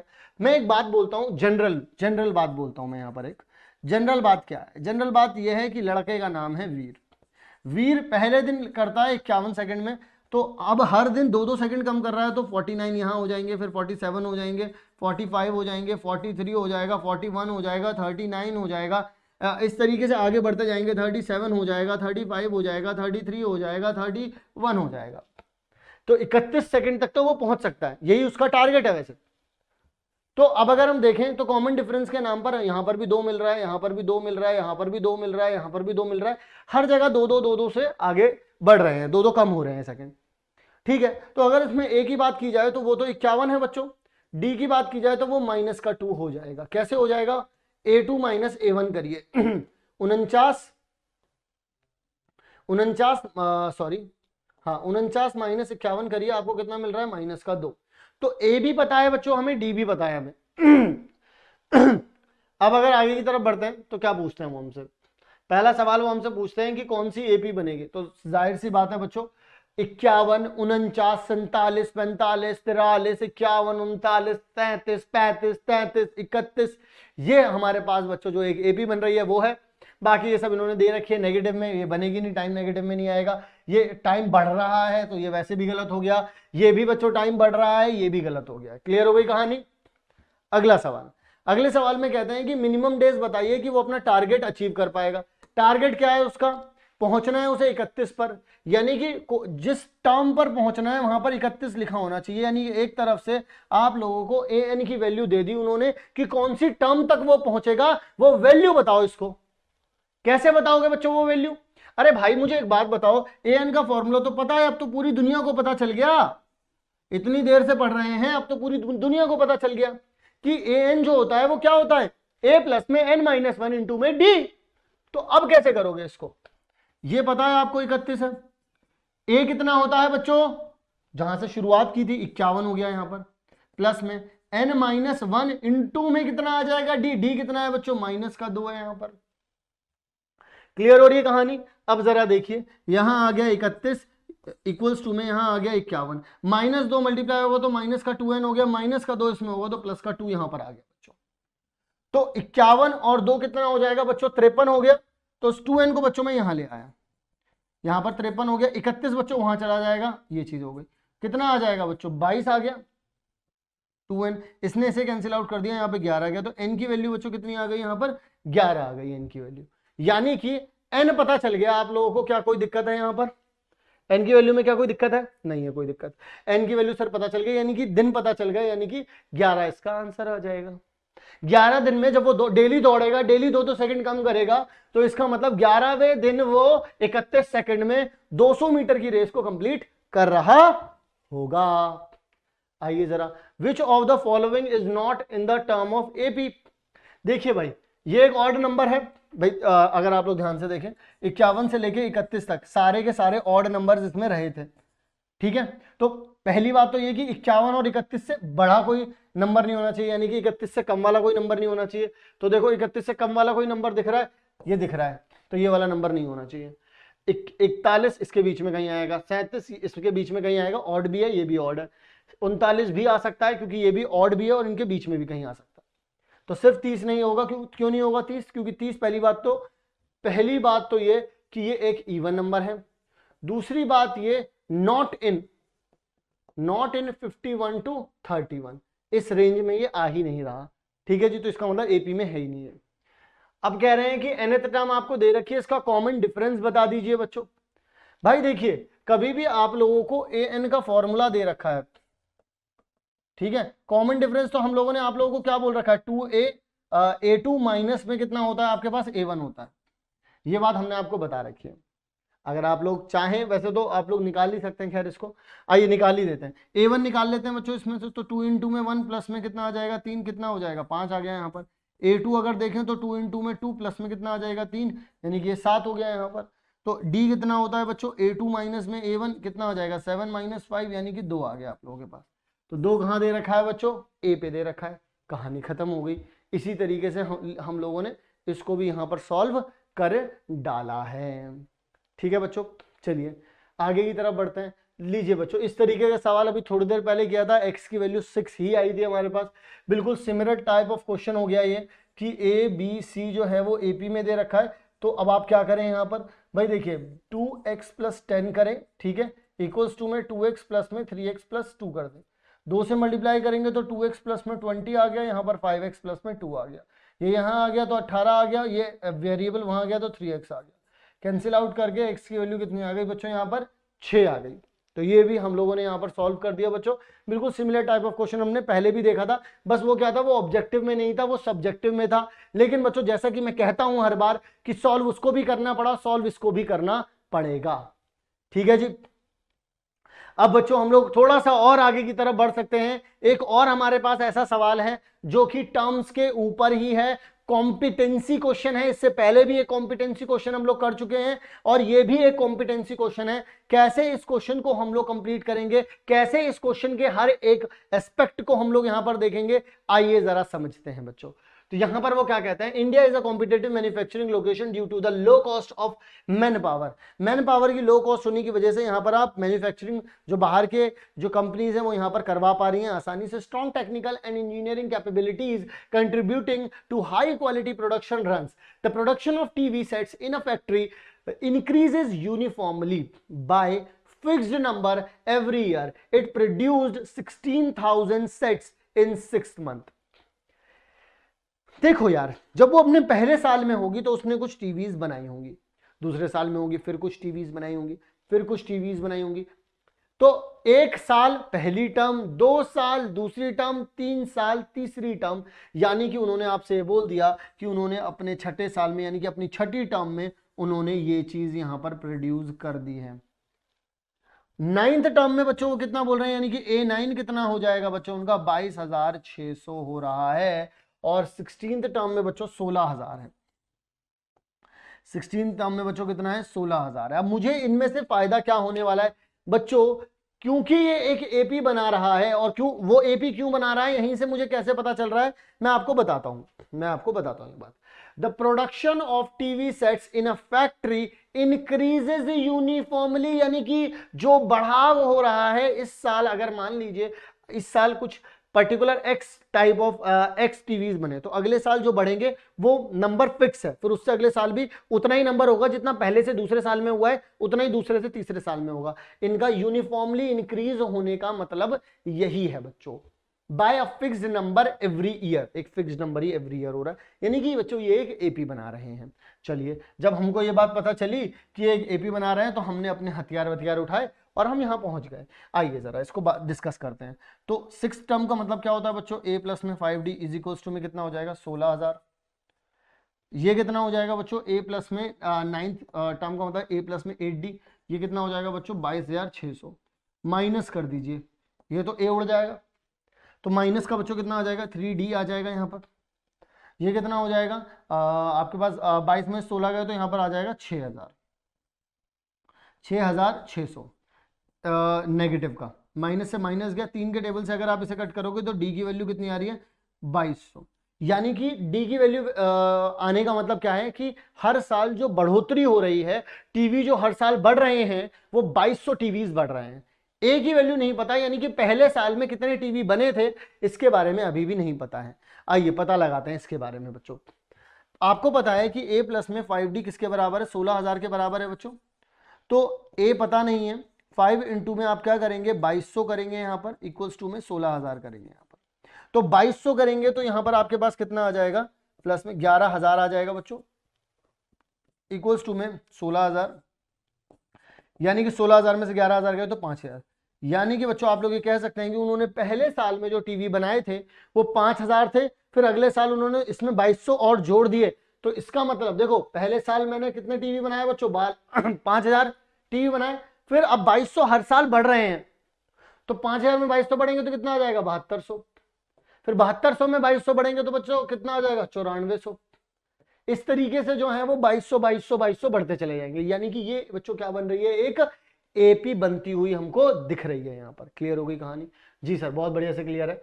आइए बच्चों, तो production during the first year everyone knows this, 5,000 TV बने थे, अभी हम लोगों ने निकाली है ए की वैल्यू बच्चों, ठीक है ना, ए की वैल्यू अभी भी हम लोगों ने निकाली, ठीक है। 8th ईयर में बच्चों कितने हो जाएंगे, द प्रोडक्शन ड्यूरिंग 8 ईयर, 8वें साल में कितना होगा, तो 8th ईयर बच्चों क्या हो जाएगा, a प्लस में 7d हो जाएगा, यानी कि a कितना है बच्चों 5,000 हो गया, 7 इंटू में कितना हो जाएगा यहाँ पर 2200 हो जाएगा बच्चों। तो यहाँ कितना हो जाएगा 5,000 प्लस में, अगर मैं 7 की मल्टीप्लाई यहाँ पे कर दूं तो 0 0 7 दूनी 14, हासिल लगा 1 15 हो गया यहाँ पर, तो कितना आ जाएगा 20,400। कितना हो रहा है बच्चों 20,400, कहीं दे रखा है यहाँ आ रहा है। बस आपको इसके रंग को पकड़ लेना है, जैसे आपने ये समझ लिया कि किस तरीके का सवाल पूछ रहा है ये, और ये सवाल में करवाना इसलिए जरूरी है, कुछ सवाल इतने ज्यादा जरूरी है ये कॉम्पिटेंसी वाले क्वेश्चन, क्योंकि सीबीएसई ने खुद बोला ये कॉम्पिटेंसी क्वेश्चन वो देंगे, तो इसीलिए इस तरीके के कॉम्पिटेंसी क्वेश्चन हम लोगों को यहां पर करने पड़ेंगे। आइए जरा आगे की तरफ बढ़ते हैं, और बोल रहे हैं प्रोडक्शन ड्यूरिंग फर्स्ट 3 ईयर्स, शुरू के 3 साल की जो प्रोडक्शन है बच्चों वो कितनी रही होगी, यानी कि पहले साल, दूसरे साल और तीसरे साल का जोड़ बता दीजिए।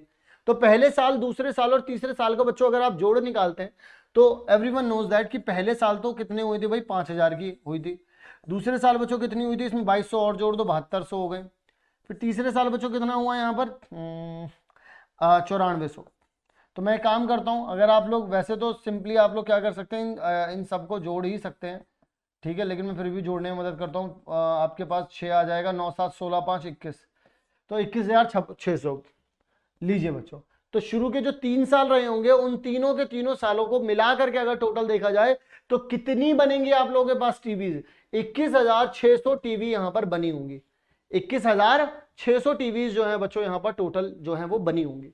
क्लियर हो गई सर कहानी? अगली फिर बोल रहे हैं which of the term production जो रही होगी वो कितनी रही होगी, बोलेंगे इन विच ईयर, कौन से ईयर में प्रोडक्शन जो है वो इतनी रही होगी। भाई A N is equals to में ए प्लस में एन माइनस वन इंटू में डी। अब वो बोल रहे हैं कि टर्म तुम्हें बता दी कि इतनी टीवी बनी है, स्टार्टिंग तुमको पता है, कॉमन डिफरेंस तुमको पता है, तुमको बस साल निकालना है, निकाल लो यार। देखो 29,200 ये हो गया, इक्वल्स टू में ए कितना है बच्चों 5,000 है, ये हमको पता है। एन माइनस वन इंटू में बच्चों डी कितना था अपना 2200 था। आइए जरा यहाँ पर, तो 29,200 ये रहा, मैंने 29,200 यहाँ पे लिख दिया। अब यहाँ पर देखो 5,000, यहाँ पर कितना आ जाएगा 2200 एन और माइनस का 2200 आ गया यहाँ पर। तो मैं यहाँ पर क्या करूंगा बच्चों, 5,000 में से अगर 2200 गए तो 2800 बचे, यानी कि 29,200 और यहाँ पर कितना आ जाएगा 2800, प्लस में कितना हो जाएगा बच्चों यहाँ पर इस तरीके से 200 एन हो जाएगा। मैं यहाँ पर बच्चों क्या कर सकता हूँ, इस चीज को मैं उधर भेज देता हूँ, बहुत ही सिंपल सी कैलकुलेशन कर रहा हूँ। 29,200 में से माइनस करूंगा 2800 को, इधर कितना बचा है बच्चों, इधर बचा है 2200 एन। अगर बच्चों आप इसे माइनस कर देते हैं 29,200 में इसको माइनस कर देते हैं बच्चों अगर 2800 को, तो 2000 अगर आप यहां से निकालेंगे 2700 200 और 2600, तो यहां पर आप लोग लिख लीजिए यार, फालतू में अगर कोई गलती वलती हो गई आप लोगों से तो आप मेरे से पकड़ो, मुझे पकड़ोगे कि सर जी आपने जल्दबाजी में गलत करवा दिया। 0 0 12 में से 8 गए तो यहाँ पर कितना हो जाएगा 4 बचेगा, ठीक है जी। और यहाँ पर कितना बचा आप लोगों के पास 28, 28 में 2 गए तो यहाँ पर 26 हो जाएगा, ठीक है जी। तो 26,400 ये रहा और 2200 एन ये रहा, 2 0 से 2 0 गए। अब 22 के टेबल से डायरेक्ट कट कर दो तो 1 आ जाएगा यहाँ पर और 2 आ जाएगा यहाँ पर, तो एन ये आ गया। तो एन की वैल्यू कितनी आ रही है बच्चों 12 आ रही है, यानी कि 12th ईयर हो जाएगा, ठीक है जी। कितना हो गया बच्चों 12th ईयर हो गया, दैट्स ऑल। क्लियर हो गई कहानी। आइए जरा, फिर वो बोल रहे हैं कि the difference between the production of 7th year and 4th year, यानी कि आपसे बस वो कुछ नहीं चाहते, वो चाहते हैं कि A7 माइनस में A4 कर दो, यानी कि 7वीं टर्म माइनस चौथी टर्म कर दो। भाई 7वीं टर्म होती क्या है, A प्लस में 6D होता है, माइनस में चौथी टर्म A प्लस में 3D होता है। अगर आप बच्चों माइनस करते हैं तो A में से A प्लस 6D है, ये माइनस साइन अंदर जाएगा, माइनस का माइनस का 3D, A से A गया, बचा कितना बच्चों 3D, 3 इंटू में कितना हो जाएगा D कितना है 2200, कितना आ जाएगा बच्चों 6600। टोटल डिफरेंस आ गया 27, मतलब 7th ईयर और आपके 4th ईयर में जो डिफरेंस आ रहा है निकल के 6600 का आ रहा है, 6600 टीवी का। यानी कि यहां तक के हम लोगों ने अभी तक के सारे सवाल कर लिए। ये सारे सवाल बच्चों nth टर्म पर थे, टर्म पर थे, इस तरीके के जो बेसिक आपके फंडे, बेसिक क्या जितने भी तरीके के सवाल बन सकते थे हम लोगों ने यहाँ पर अभी तक सॉल्व कर लिए हैं। अब बच्चों हम लोग आगे की तरफ बढ़ेंगे और बात करेंगे आप लोगों से सम ऑफ n टर्म्स के ऊपर, वहां किस तरीके के सवाल पूछे जाएंगे, वहां पर भी कॉम्पिटेंसी क्वेश्चन कैसे बनेंगे, इन हर एक तरीके के एस्पेक्ट को अब हम लोग वहां पर चल करके समझेंगे कि सम वाले पोर्शन पर। अभी तक हम लोगों ने टर्म्स को समझा था, ए डी और ए एन पर सवाल कर लिए, कॉम्पिटेंसी क्वेश्चन कर लिए। अब आगे बढ़ते हैं, सम के क्वेश्चन देखते हैं। चलिए बच्चों आगे की तरफ बढ़ते हैं, जैसा कि मैंने कहा, और सम ऑफ n टर्म्स के बारे में हम लोग बात कर लेते हैं। अब सम ऑफ n टर्म्स के बारे में बात करने से पहले कुछ छोटा सा मोटा सा बेसिक आपको बताना चाहूंगा। यहाँ पर छोटा सा मोटा सा वो जो बेसिक है बच्चों वो क्या है वो आपको समझा देता हूँ। जैसे मान लीजिए अगर आप बिल्कुल एकदम छोटी सी बात बताता हूँ आपको, चलो इधर आओ, जरा देखो तुम्हारे पास अगर लिखा है 1 2 3 4 5, ये एक एपी है। सारे बच्चे इस बात से जो है वो पूरी तरीके से मेरे साथ एग्री करेंगे कि हाँ सर जी ये तो एक एपी है, इसमें तो कोई दो राय है ही नहीं। तो मैं आपसे बोलूंगा अगर बच्चों ये एक एपी है, मैं इसको उल्टा करके लिख दूं 5 4 3 2 1। अब एक बात सुनना बच्चों जरा मेरी, आप इन दोनों को जोड़ना जरा कितना आ रहा है 6 आ रहा है। आप इन दोनों को जोड़ो जरा कितना आ रहा है बच्चों 6 आ रहा है। आप इन दोनों को जोड़ो जरा बच्चों कितना आ रहा है 6 आ रहा है। आप इन दोनों को जोड़ो बच्चों जरा कितना आ रहा है 6 आ रहा है। आप इन दोनों को जोड़ो बच्चों जरा कितना आ रहा है 6 आ रहा है। ये बात आपको समझ में आ रही है? यानी कि सर आप ये कहना चाहते हो कि मेरे पास, ध्यान से सुनना मैं क्या कहना चाहता हूं, पहली टर्म थी, दूसरी टर्म थी, तीसरी टर्म थी, चौथी टर्म थी, पांचवी टर्म थी मेरे पास। मैंने इनको उल्टा करके लिखा, मेरे पास पांचवी टर्म थी, फिर चौथी टर्म थी, तीसरी टर्म थी, दूसरी टर्म थी और पहली टर्म थी। यानी कि बच्चों पहली वाली और आखिरी वाली टर्म को जोड़ दूं तो जो नंबर आता है यहां पर, जो भी कुछ नंबर आता है वो क्या होता है A1 प्लस A5। जो भी नंबर आया, अभी मुझे नहीं पता है वो क्या नंबर आएगा क्योंकि टर्म भी नहीं पता है मुझे, लेकिन यहां जोड़ा था तो 6 आ रहा था। देखो बच्चों क्या वही नंबर नहीं आ रहा था, यानी कि शुरू से दूसरे नंबर पर अगर वो कोई इक्वेशन लिखी हो, शुरू से दूसरे नंबर पर हो, आखिरी से दूसरे नंबर पर, तो भी वही आएगा बच्चों, वही आएगा कि नहीं आएगा? अगर आप शुरू से तीसरे नंबर और आखिरी से तीसरे नंबर को भी जोड़ लोगे बच्चों, तो भी बच्चों वही चीज आएगी। यानी कि शुरू से चौथे नंबर और आखिरी से शुरू से चौथे नंबर और आखिरी से जो है चौथे नंबर पर भी जोड़ लोगे तो भी बच्चों क्या, वही सेम नंबर आएगा। ये सब आपस में क्या है बच्चों, बराबर है। यही बात मैं आप लोगों को यहां पर समझाना चाह रहा हूं, ये बात मैं आप लोगों को यहां पर समझाना चाहता हूं। कभी भी कोई भी सी भी एपी उठा लो बच्चों, पहली टर्म और आखिरी टर्म हमेशा जोड़ करके यही बनती है। अब यही चीज मैं आपको यहां पर सिखाना चाहता हूं, जरा देखो क्या होगा। मान लीजिए आप सम निकाल रहे हैं किसी भी टर्म्स का, आपके पास a1 है, आपके पास a2 है, आपके पास a3 है, आपके पास ऐसे ही चलते चलते आप लोग चले गए कहां पर, an तक चले गए। ठीक है जी, मैंने इसी सम को उल्टा करके लिख दो यार, एक और s बन जाएगा। अब इसे उल्टा करके लिखोगे क्या हो जाएगा, an प्लस में an-1 हो जाएगा, यानी कि ये आखिरी टर्म है, आखिरी से एक छोटी टर्म हो जाएगी, फिर आखिरी से एक दूसरी टर्म हो जाएगी, फिर ऐसे ही चलते चलते यहाँ पर क्या हो जाएगा, a2 आ जाएगा, और यहाँ पर क्या आ जाएगा बच्चों, a1 आ जाएगा। क्या ये बात आप लोगों के समझ में आ रही है? अब मैं यहाँ पर क्या करता हूँ बच्चों, इन दोनों इक्वेशंस को अगर आप ध्यान से देखें तो ये भी एक इक्वेशन बन रही है, और बच्चों ये भी एक इक्वेशन बन रही है। मैं इन दोनों इक्वेशंस को बच्चों क्या कर सकता हूं, मेरी बात को जरा ध्यान से सुनना, ध्यान से सुनेंगे। ये ऐसे ऐसे तो कितना बन जाएगा बच्चों, 2s बन जाएगा, बनेगा। ये टोटल टर्म्स कितनी है बच्चों, सारे बच्चे एक बार बोलेंगे मुझसे टोटल टर्म्स, तो सर ये n टर्म्स हो जाएंगी।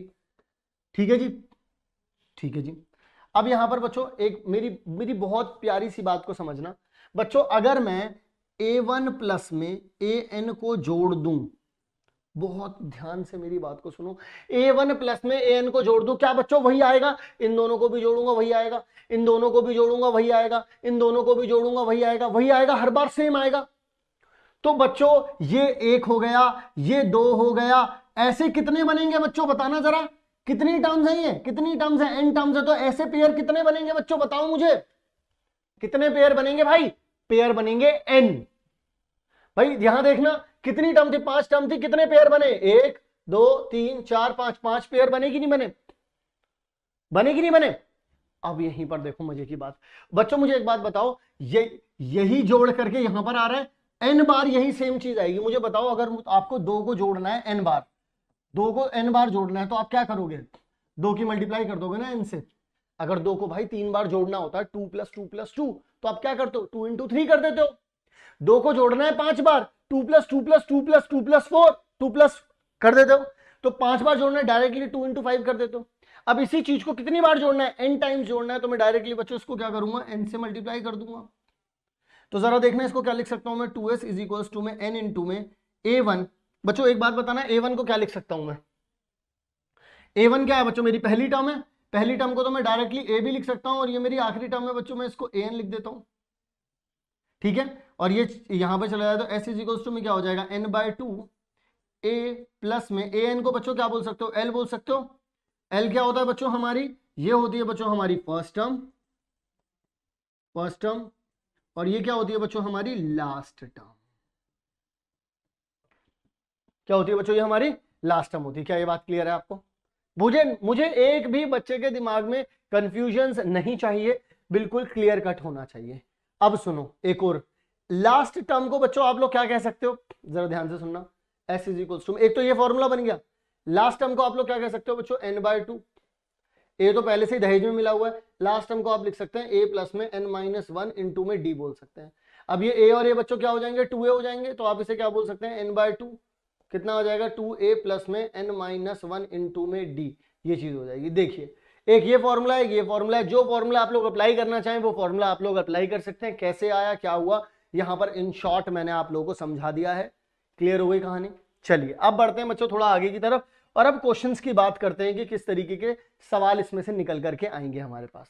आइए कुछ चीजें हैं, देखिए यहाँ पर ये वाली चीज मैंने आप लोगों को यहाँ पर समझा दी है कि किस तरीके से ये चीज आई है, यहाँ पर ये वाली बातें जो है मैंने आपको यहाँ पर क्लियरली समझा दी है। अगली बात करते हैं, ये वाली बात भी मैंने आप लोगों को समझा दी है यहाँ पर।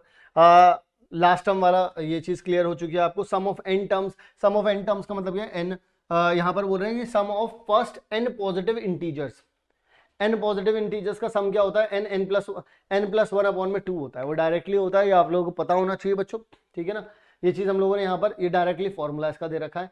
इसके बाद अगर बच्चों आप में से कोई सी भी टर्म निकालना चाहता है, an टर्म निकालना चाहता है, तो आप क्या कर सकते हैं, sn माइनस में sn-1 कर सकते हैं। इसका एक एग्जांपल मैं आप लोगों को देना चाहता हूं। जैसे मान लीजिए आप लोग निकालना चाहते हैं तीसरी टर्म निकालना चाहते हैं, तो आप क्या करें बच्चों, देखिए s क्या कर सकते हैं आप लोग, यहां पर आपको तीसरी टर्म निकालनी है। पहले तो मैं आपको बताता हूं sn का मतलब क्या होता है। sn का मतलब होता है शुरू की n टर्म्स का सम। ऐसा नहीं, जरा देखिएगा यहां पर 1 2 3, अगर आप यहां पर बोलते हैं कि मुझे यहां पर s3 निकालना है, तो इन तीनों का सम बताएगा वो। लेकिन मान लीजिए अगर आपने S2 बोल दिया ना, तो इसका मतलब है वो शुरू की 2 टर्म का सम बताएगा। इसका मतलब ये नहीं है कि ये वाले 2 टर्म का सम बता देगा, वो शुरू की 2 टर्म का सम बताएगा।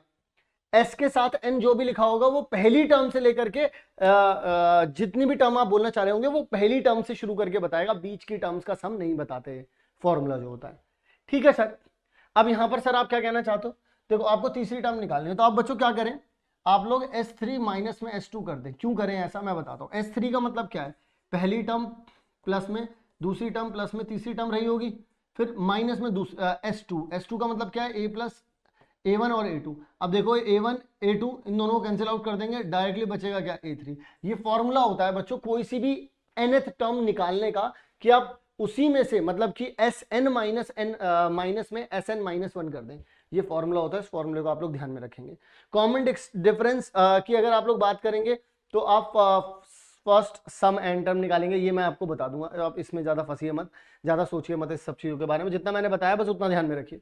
आओ जरा तुम्हें मैं क्वेश्चंस करवाता हूँ, क्वेश्चन से धीरे धीरे चीजें और क्लियर होंगी तुम्हें।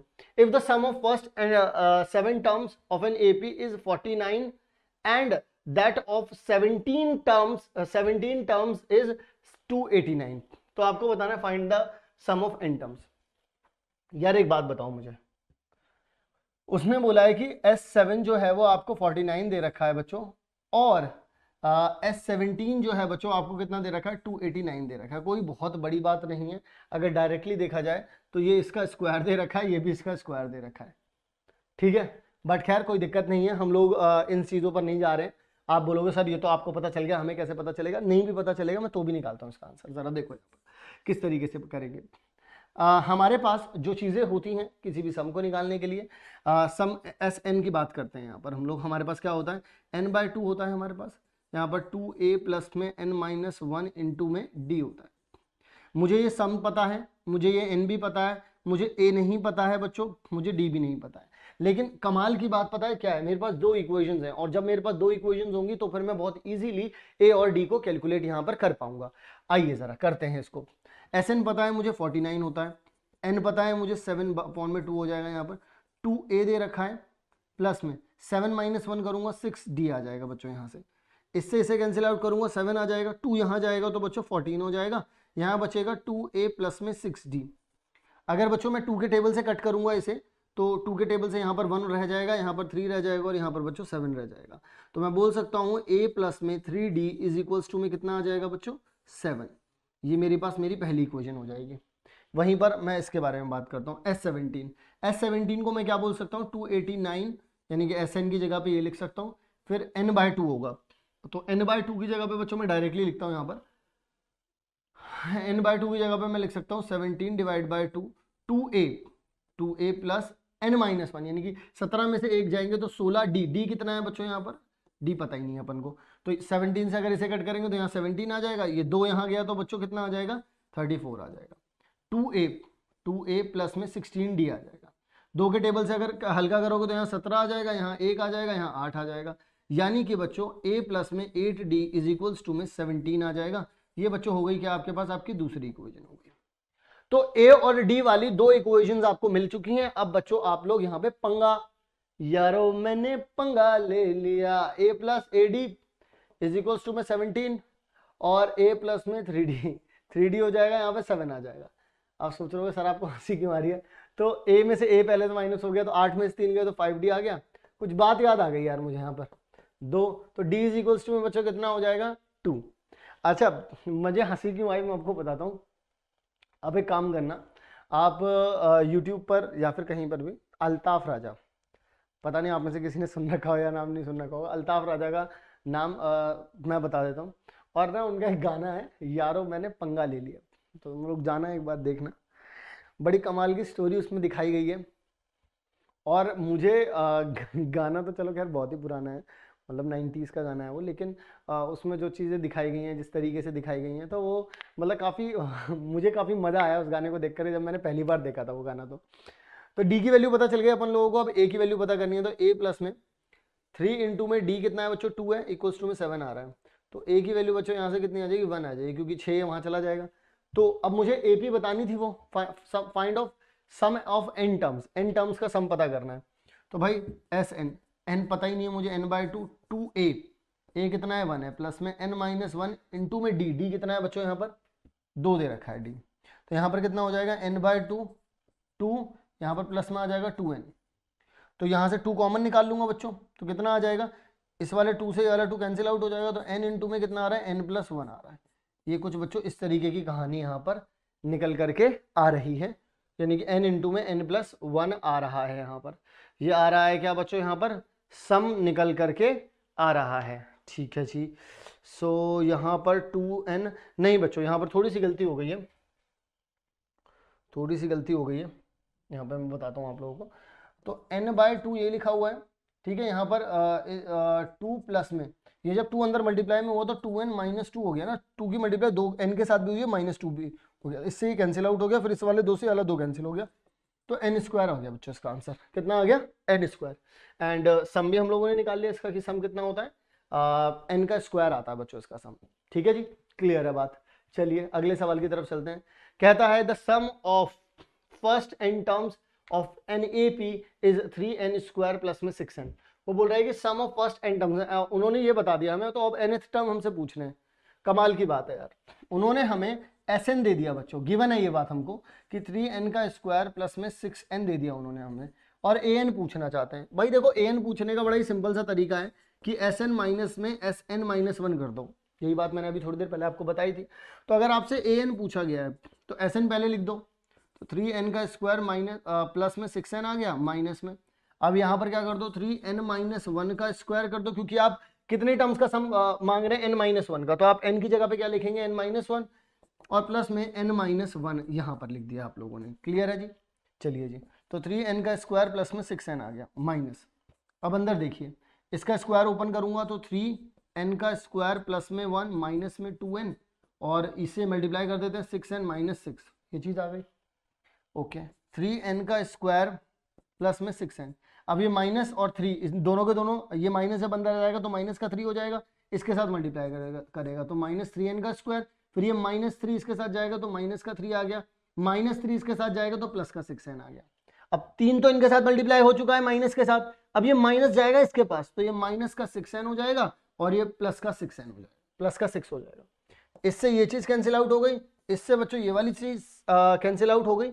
आपके पास बच्चों बचा कितना, ये 6n था, कितना हो गया, ये 6n था बच्चों, और माइनस का 3 और प्लस का 6, तो प्लस का 3 आ गया बच्चों, यहाँ पर प्लस का 3 आ गया। आप लोगों के पास कितना रह गया यहाँ पर 6n प्लस 3, और 3 कॉमन निकाल लिया मैंने, तो यहाँ पर 2n प्लस 1 रह गया। ये बच्चों आप लोगों के पास आ गई nth टर्म।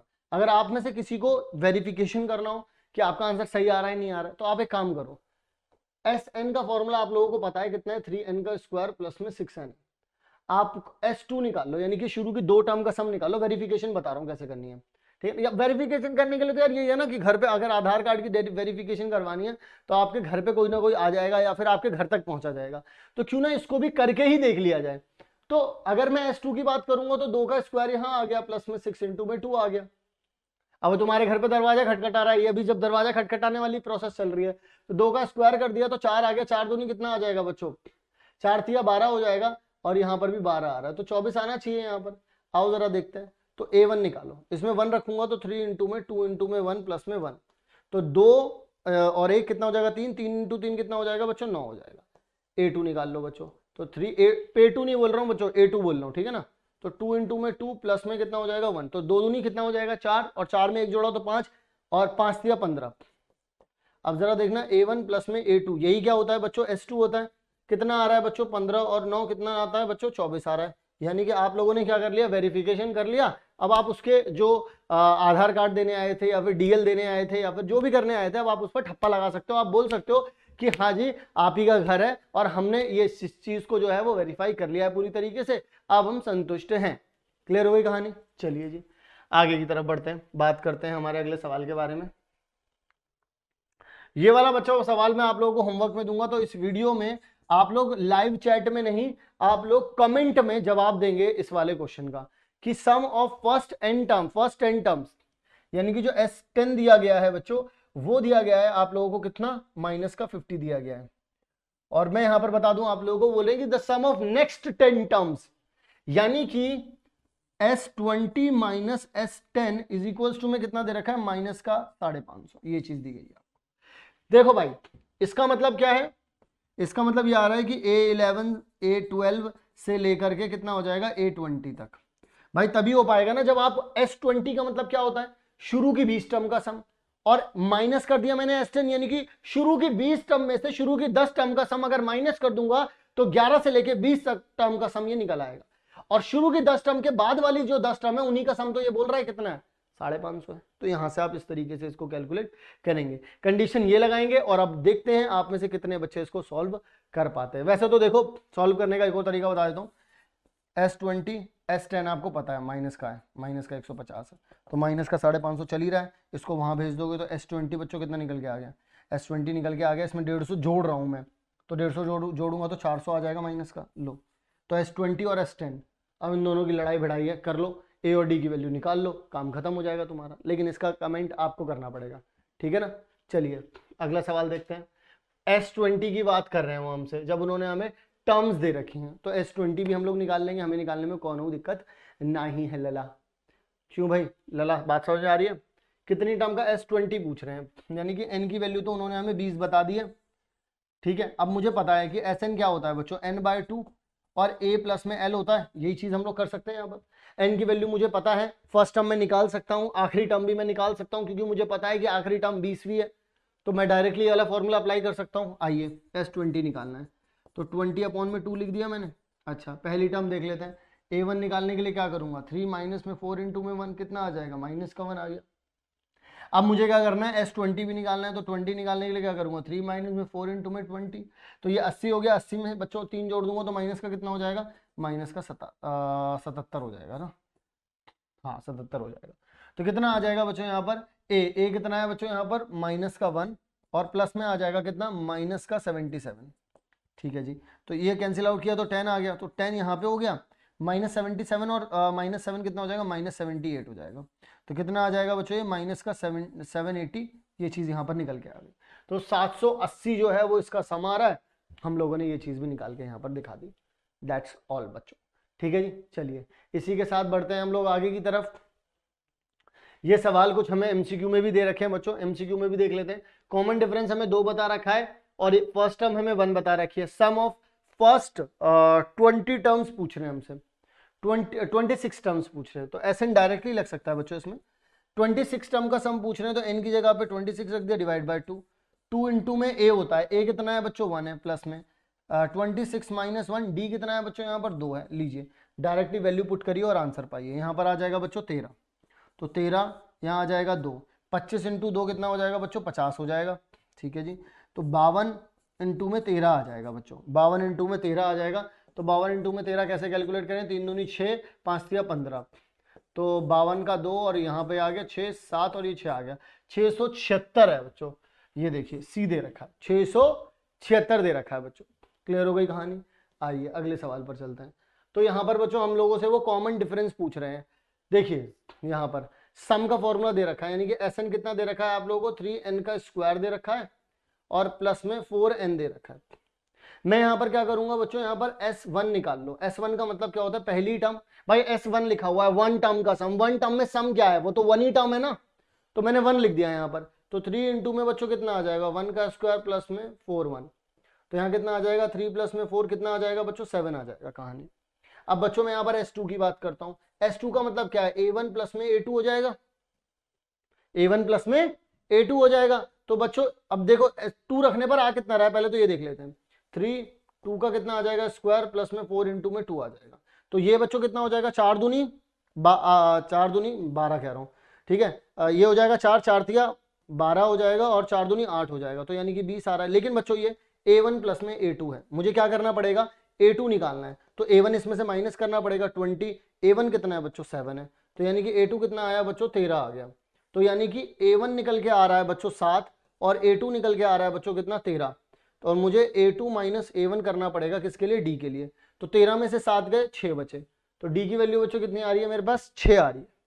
इस तरीके से मुझे यहां पर निकाल के देखना है, ठीक है जी। मैं निकाल के देख लिया भाई, पहले मैंने S1 निकाला, S1 निकालने का मतलब क्या है कि पहली ही टर्म आ जाएगी हाथ में, S2 निकाला तो पहली और दूसरी टर्म आ जाएगी, ठीक है जी।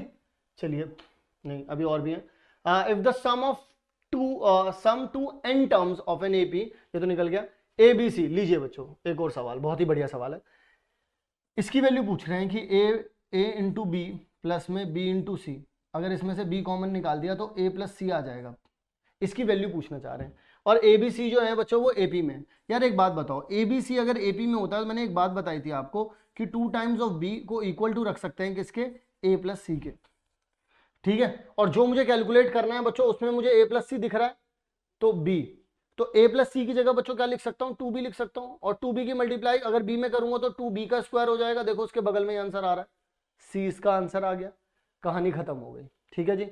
एक और कॉम्पिटेंसी क्वेश्चन, और ये आखिरी कॉम्पिटेंसी क्वेश्चन है इस वीडियो का भी, और इस वीडियो का भी आखिरी सवाल है बच्चों। और मुझे लग रहा है कि इस वीडियो को अगर आप लोगों ने पूरा देखा है then definitely AP will be your बाएं हाथ की चुटकी, चुटकी कह सकते हैं, चुटकी कह लो चुटकी, मतलब कोई दिक्कत नहीं है चुटकी कहने में भी, ठीक है ना। भीम की शक्ति धूम मचाए, योर ओल्डर ब्रदर, तुम्हारे जो बड़े भैया हैं, want to buy a car, उनको कार खरीदनी है, and plans to take loan from a bank. मेरे बड़े भैया भी जो हैं वो भी चाहते हैं, वो हालांकि कार है एक, लेकिन उन्हें फिर भी एक और कार खरीदनी है, कह रहे हैं कि ये वाली कार अब पुरानी हो चुकी है, नई कार ली जाए, वो ये ऐसा कुछ कहना चाह रहे हैं हमसे। मैंने कहा चलो ठीक है ले लो, लेकिन मैंने तो उनसे कहा पर्सनली कि तुम लोन मत लो, लेकिन इस वाले क्वेश्चन में जो इनके बड़े भैया हैं वो ले रहे हैं लोन, तो वो क्या कहते हैं कि ही रीपेज इज टोटल लोन ले रहे हैं 1,18,000 का बच्चों, 1,18,000 का टोटल लोन है, ठीक है जी।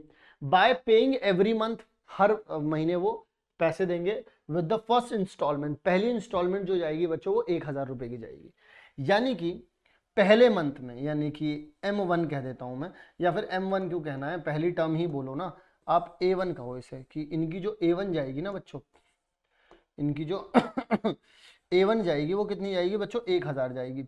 फिर कहते हैं कि if he increases the installment जो है वो इंक्रीज होती चली जाएगी, कैसे, एवरी मंथ 100 रुपीज, यानी कि अगले महीने बच्चों कितने जाएगी वो 1100 जाएगी, फिर उससे अगले महीने बच्चों कितनी जाएगी वो 1200 जाएगी, वो इससे अगले महीने कितनी जाएगी वो बच्चों 1300 जाएगी वो।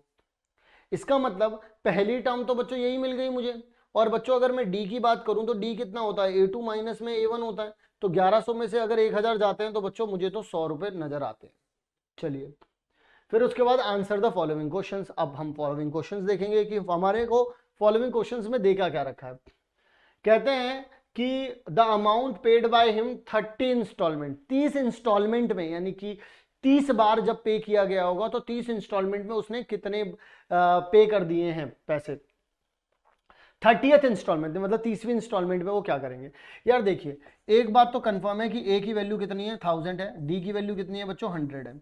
अब वो आपसे 30वीं टर्म पूछना चाह रहे हैं बस, और कुछ नहीं पूछना चाह रहे, यानी कि 30वीं इंस्टॉलमेंट पूछना चाह रहे हैं। बता देते हैं 30वीं इंस्टॉलमेंट क्या हो जाएगी, ए प्लस में n-1 इंटू डी, इसी में तो वैल्यूज पुट करनी है, यहाँ पर आ जाएगा 1000 प्लस में यहाँ पर 30-1 और डी कितना हो जाएगा 100 हो जाएगा, तो 1000 ये आ गया, प्लस में 100 की मल्टीप्लाई करूंगा तो कितना आ जाएगा, यहाँ पर 3000 आ जाएगा, और माइनस में 100 आ जाएगा, ठीक है जी। हालांकि पता नहीं मैंने ऐसा क्यों किया डायरेक्टली इसको मैं 2900 लिख सकता था अगर यहाँ 29 कर देता तो। अब कुछ बच्चे बोल रहे होंगे सर जी क्या कर दिया आपने, कोई बात नहीं यार, हो जाता है, मतलब मैंने ध्यान नहीं दिया, वो मैं एक एक करके, ज़्यादा सहूलियत से जब आप कराने की कोशिश कर रहे होते हैं ना तो इस तरीके की गलतियां होती हैं आपकी, बट खैर कोई बात नहीं। 3900 है, कहीं दे रखा है, दे रखा, पहले ऑप्शन में दे रखा, तो A will be your answer. The next one is this, क्या कह रहे हैं कि the total amount paid in 30 installment, यानी कि सम पूछ लिया उन्होंने। यार अब एक बात बताओ, 30th इंस्टॉलमेंट यानी कि A30 तुमको पता चल चुका है 3900 है, ए तुमको पता है 1000 है, एन तुमको पता चल गया 30 है। अब तुम ये वाला फॉर्मूला लगा दो ना एस एन में, एन बाय 2 ए प्लस में एल लगा दो, क्योंकि लास्ट टर्म इसमें कौन सी है 30 रहेगी, ये तुमको पता है कितना है 3900 है। पहली टर्म तुमको पता है 1000 है ना, और टोटल टर्म्स कितनी है 30 अपॉन में 2 कर दोगे यहाँ पर, तो इससे ये गया तो 15 आ गया, तो 15 और इसमें 1000 जोड़ दोगे तो कितना हो जाएगा 4900 हो जाएगा। तो 49 और 15 की मल्टीप्लाई कर दो, 5 दिया कितना 9 पंजे 45 होता है, 4 यहाँ चला गया 24 यहाँ आ गया, तो यहाँ पे 49 ही आ जाएगा, 5 13 हासिल लगा 1 कितना आ जाएगा 7, तो 7 इतना आ गया, 00 आप पहले से ही लगा दो, तो कितना आ जाएगा 73,500 यानी कि 73,500, ये लो 73,500 यानी कि बी बच्चों जो है वो इसका करेक्ट आंसर हो जाएगा। कौनो दिक्कत नहीं सर, कौनो दिक्कत नहीं है, कौनो दिक्कत नहीं है। आइए फिर अगले सवाल पर चलते हैं। What amount does he still pay to after 30th installment, 30वीं इंस्टॉलमेंट के बाद उसको कितने रुपए और पे करने हैं। एक बात बताओ, उसे टोटल लोन कितने का लिया था, टोटल लोन लिया था उसने 1,18,000 का, अभी वो पे कर चुका है बच्चों 73,500 रुपए, ठीक है। तो माइनस करनी है, बस इसमें माइनस करनी आती है, तो यहाँ पर एक 17 हो जाएगा, 4 हो जाएगा, यहाँ 11 में 4 इतना आ जाएगा आप लोगों के पास, 11 में 4 गए तो 7 में 4 और 11 में 4 44, ये आ जाएगा 44,000, 44,500, 44,500 आप लोग यहाँ पर रह जाते हैं। तो देख लेते हैं 44,500 का कहीं ऑप्शन दे रखा है, ये रहा 44,500, सी इसका करेक्ट आंसर। कुछ नहीं करना यार, जितना पे कर चुका है वो अभी तक का, देखो ना यार इतना तो पे कर चुका है ना वो, तो 1,18,000 जो थे उसमें से माइनस तो करोगे ही ना 73,500 को, वही कर दिया बस हम लोगों ने। बोल रहे हैं कि इफ टोटल इंस्टॉलमेंट्स आर 40, अगर मान लो कि सारी जो जितनी भी इंस्टॉलमेंट होनी है उसकी वो 40 है, तो आप ये बताओ कि टोटल अमाउंट में वो लास्ट इंस्टॉलमेंट में वो कितना भरेगा। अगर उसकी टोटल इंस्टॉलमेंट मान लूं कि वो 40 है, यानी कि 40 बार में वो पूरा का पूरा वो कर देगा, यानी कि वो बोल रहा है कि n टाइम्स यानी कि n महीने में वो पूरा का पूरा जो लोन है वो खत्म कर देगा, यानी सारे पैसे दे देगा n महीने में, यानी कि सम कितना निकलेगा उसका, यानी कि S n is equals to में n/2 a प्लस में l, ये वाला फॉर्मूला लगाया जा सकता है यहाँ पर। पहली टर्म आपको पता है, ठीक है, वो बोल रहा है पूरा पैसा दे देगा, 1,18,000 जो है वो पूरा पैसा दे देगा यहाँ पर, कितने महीने में 40 महीने में दे देगा, n की वैल्यू आ गई, 1,000 आपको पता है, तो आखिरी टर्म आपको पता करनी, कर लेंगे पता, इसमें से ये गया तो यहाँ 20 आ गया, इसने एक जीरो कैंसिल यहाँ पे कर दी, ठीक है। फिर 2 के टेबल से कट कर दोगे इसको तो कितना आ जाएगा आपके पास 5 आ जाएगा यहाँ से, फिर 1 यहाँ चला जाएगा तो 9 आ जाएगा यहाँ से, फिर यहाँ पर 2 जीरो है, 5900 आ गया यहाँ पर, ठीक है ना। यहाँ पे आ गया 5, फिर यहाँ पे आ गया 5, फिर ये यहाँ पे गया तो 9 आ गया, फिर 2 जीरो और यहाँ पे रह गई आप लोगों के पास, ठीक है जी, 11,5900 यहाँ पे आ गया, इज इक्वल्स टू में कितना रह गया 1,000 प्लस में एल, ये यहाँ गया बच्चों तो 4900 इज इक्वल्स टू में एल, यानी कि जो आखिरी वाली इंस्टॉलमेंट रहेगी वो 4900 रुपए की रहेगी। तो मतलब कहने का मतलब क्या था कि टोटल पैसे दे देगा कितने महीने में, भाई अगर वो बोल रहा है कि उसकी टोटल इंस्टॉलमेंट ही 40 है, तो 40 इंस्टॉलमेंट वो पूरा हिसाब किताब खत्म करने वाला है ना इसका मतलब, तो पूरे पैसे दे देगा, है ना। और कितने महीने 40, तो एन की जगह पे 40 रख दिया, ए आपको पता है 1,000 है, एल आखिरी वाली इंस्टॉलमेंट निकालनी है, बात खत्म हो गई। ये काम कर सकते हो, नहीं तो फिर अगर आखिरी इंस्टॉलमेंट निकालनी ही है बच्चों, तो आखिरी इंस्टॉलमेंट निकालने का एक और भी तरीका है ना, कि मान लो ये 40th ही है, आखिरी 40th ही है, तो आपको कितनी हो जाएगी ए प्लस में 40 माइनस 1 इंटू में डी, तो आपको पता है ए कितना है बच्चों 1,000 है, प्लस में ये कितना हो जाएगा 3900 हो जाएगा, और डी कितना है बच्चों 100 है, तो देखो 1,000 प्लस में 3900 जोड़ दो 4900 हो गई, तो या तो ऐसे कर लो या ऐसे कर लो, दोनों से ही जो है वो सेम आंसर आएगा। क्लियर हो गई कहानी। चलिए, if the ratio of the first and the last installment, first तो बच्चों 1,000 ही थी, लास्ट कौन सी 4900 है, इससे से कैंसिल आउट कर दिया तो 10 अपॉन में 49 आ रहा है बच्चों, यानी कि 20 का आंसर आ रहा है। क्लियर हो गई कहानी, पहली और आखिरी का करना था, यहीं पर बच्चों, इसी के साथ हमारा ये जो पर्टिकुलर चैप्टर था, इसका ये जो वन शॉट था बच्चों, यहां पर होता है एंड। और हम लोगों ने खत्म कर दिया है बच्चों एक और चैप्टर एपी, जिसके ऊपर से नीचे तक जितने भी इंपॉर्टेंट क्वेश्चंस हो सकते थे वो सारे के सारे इस वन शॉट में हम लोगों ने यहां पर कर दिए हैं खत्म। एंड आई होप आपको ये पूरा का पूरा चैप्टर मस्त तरीके से समझ में आ गया होगा। मिलता हूं आप सभी लोगों से नेक्स्ट वीडियो में नेक्स्ट चैप्टर के साथ। तब तक के लिए आप सभी लोग अपना ध्यान रखें एंड वीडियो को अपने दोस्तों के साथ शेयर करें यार। आप लोग जितना शेयर करेंगे, वीडियो को लाइक करेंगे और कमेंट जरूर करके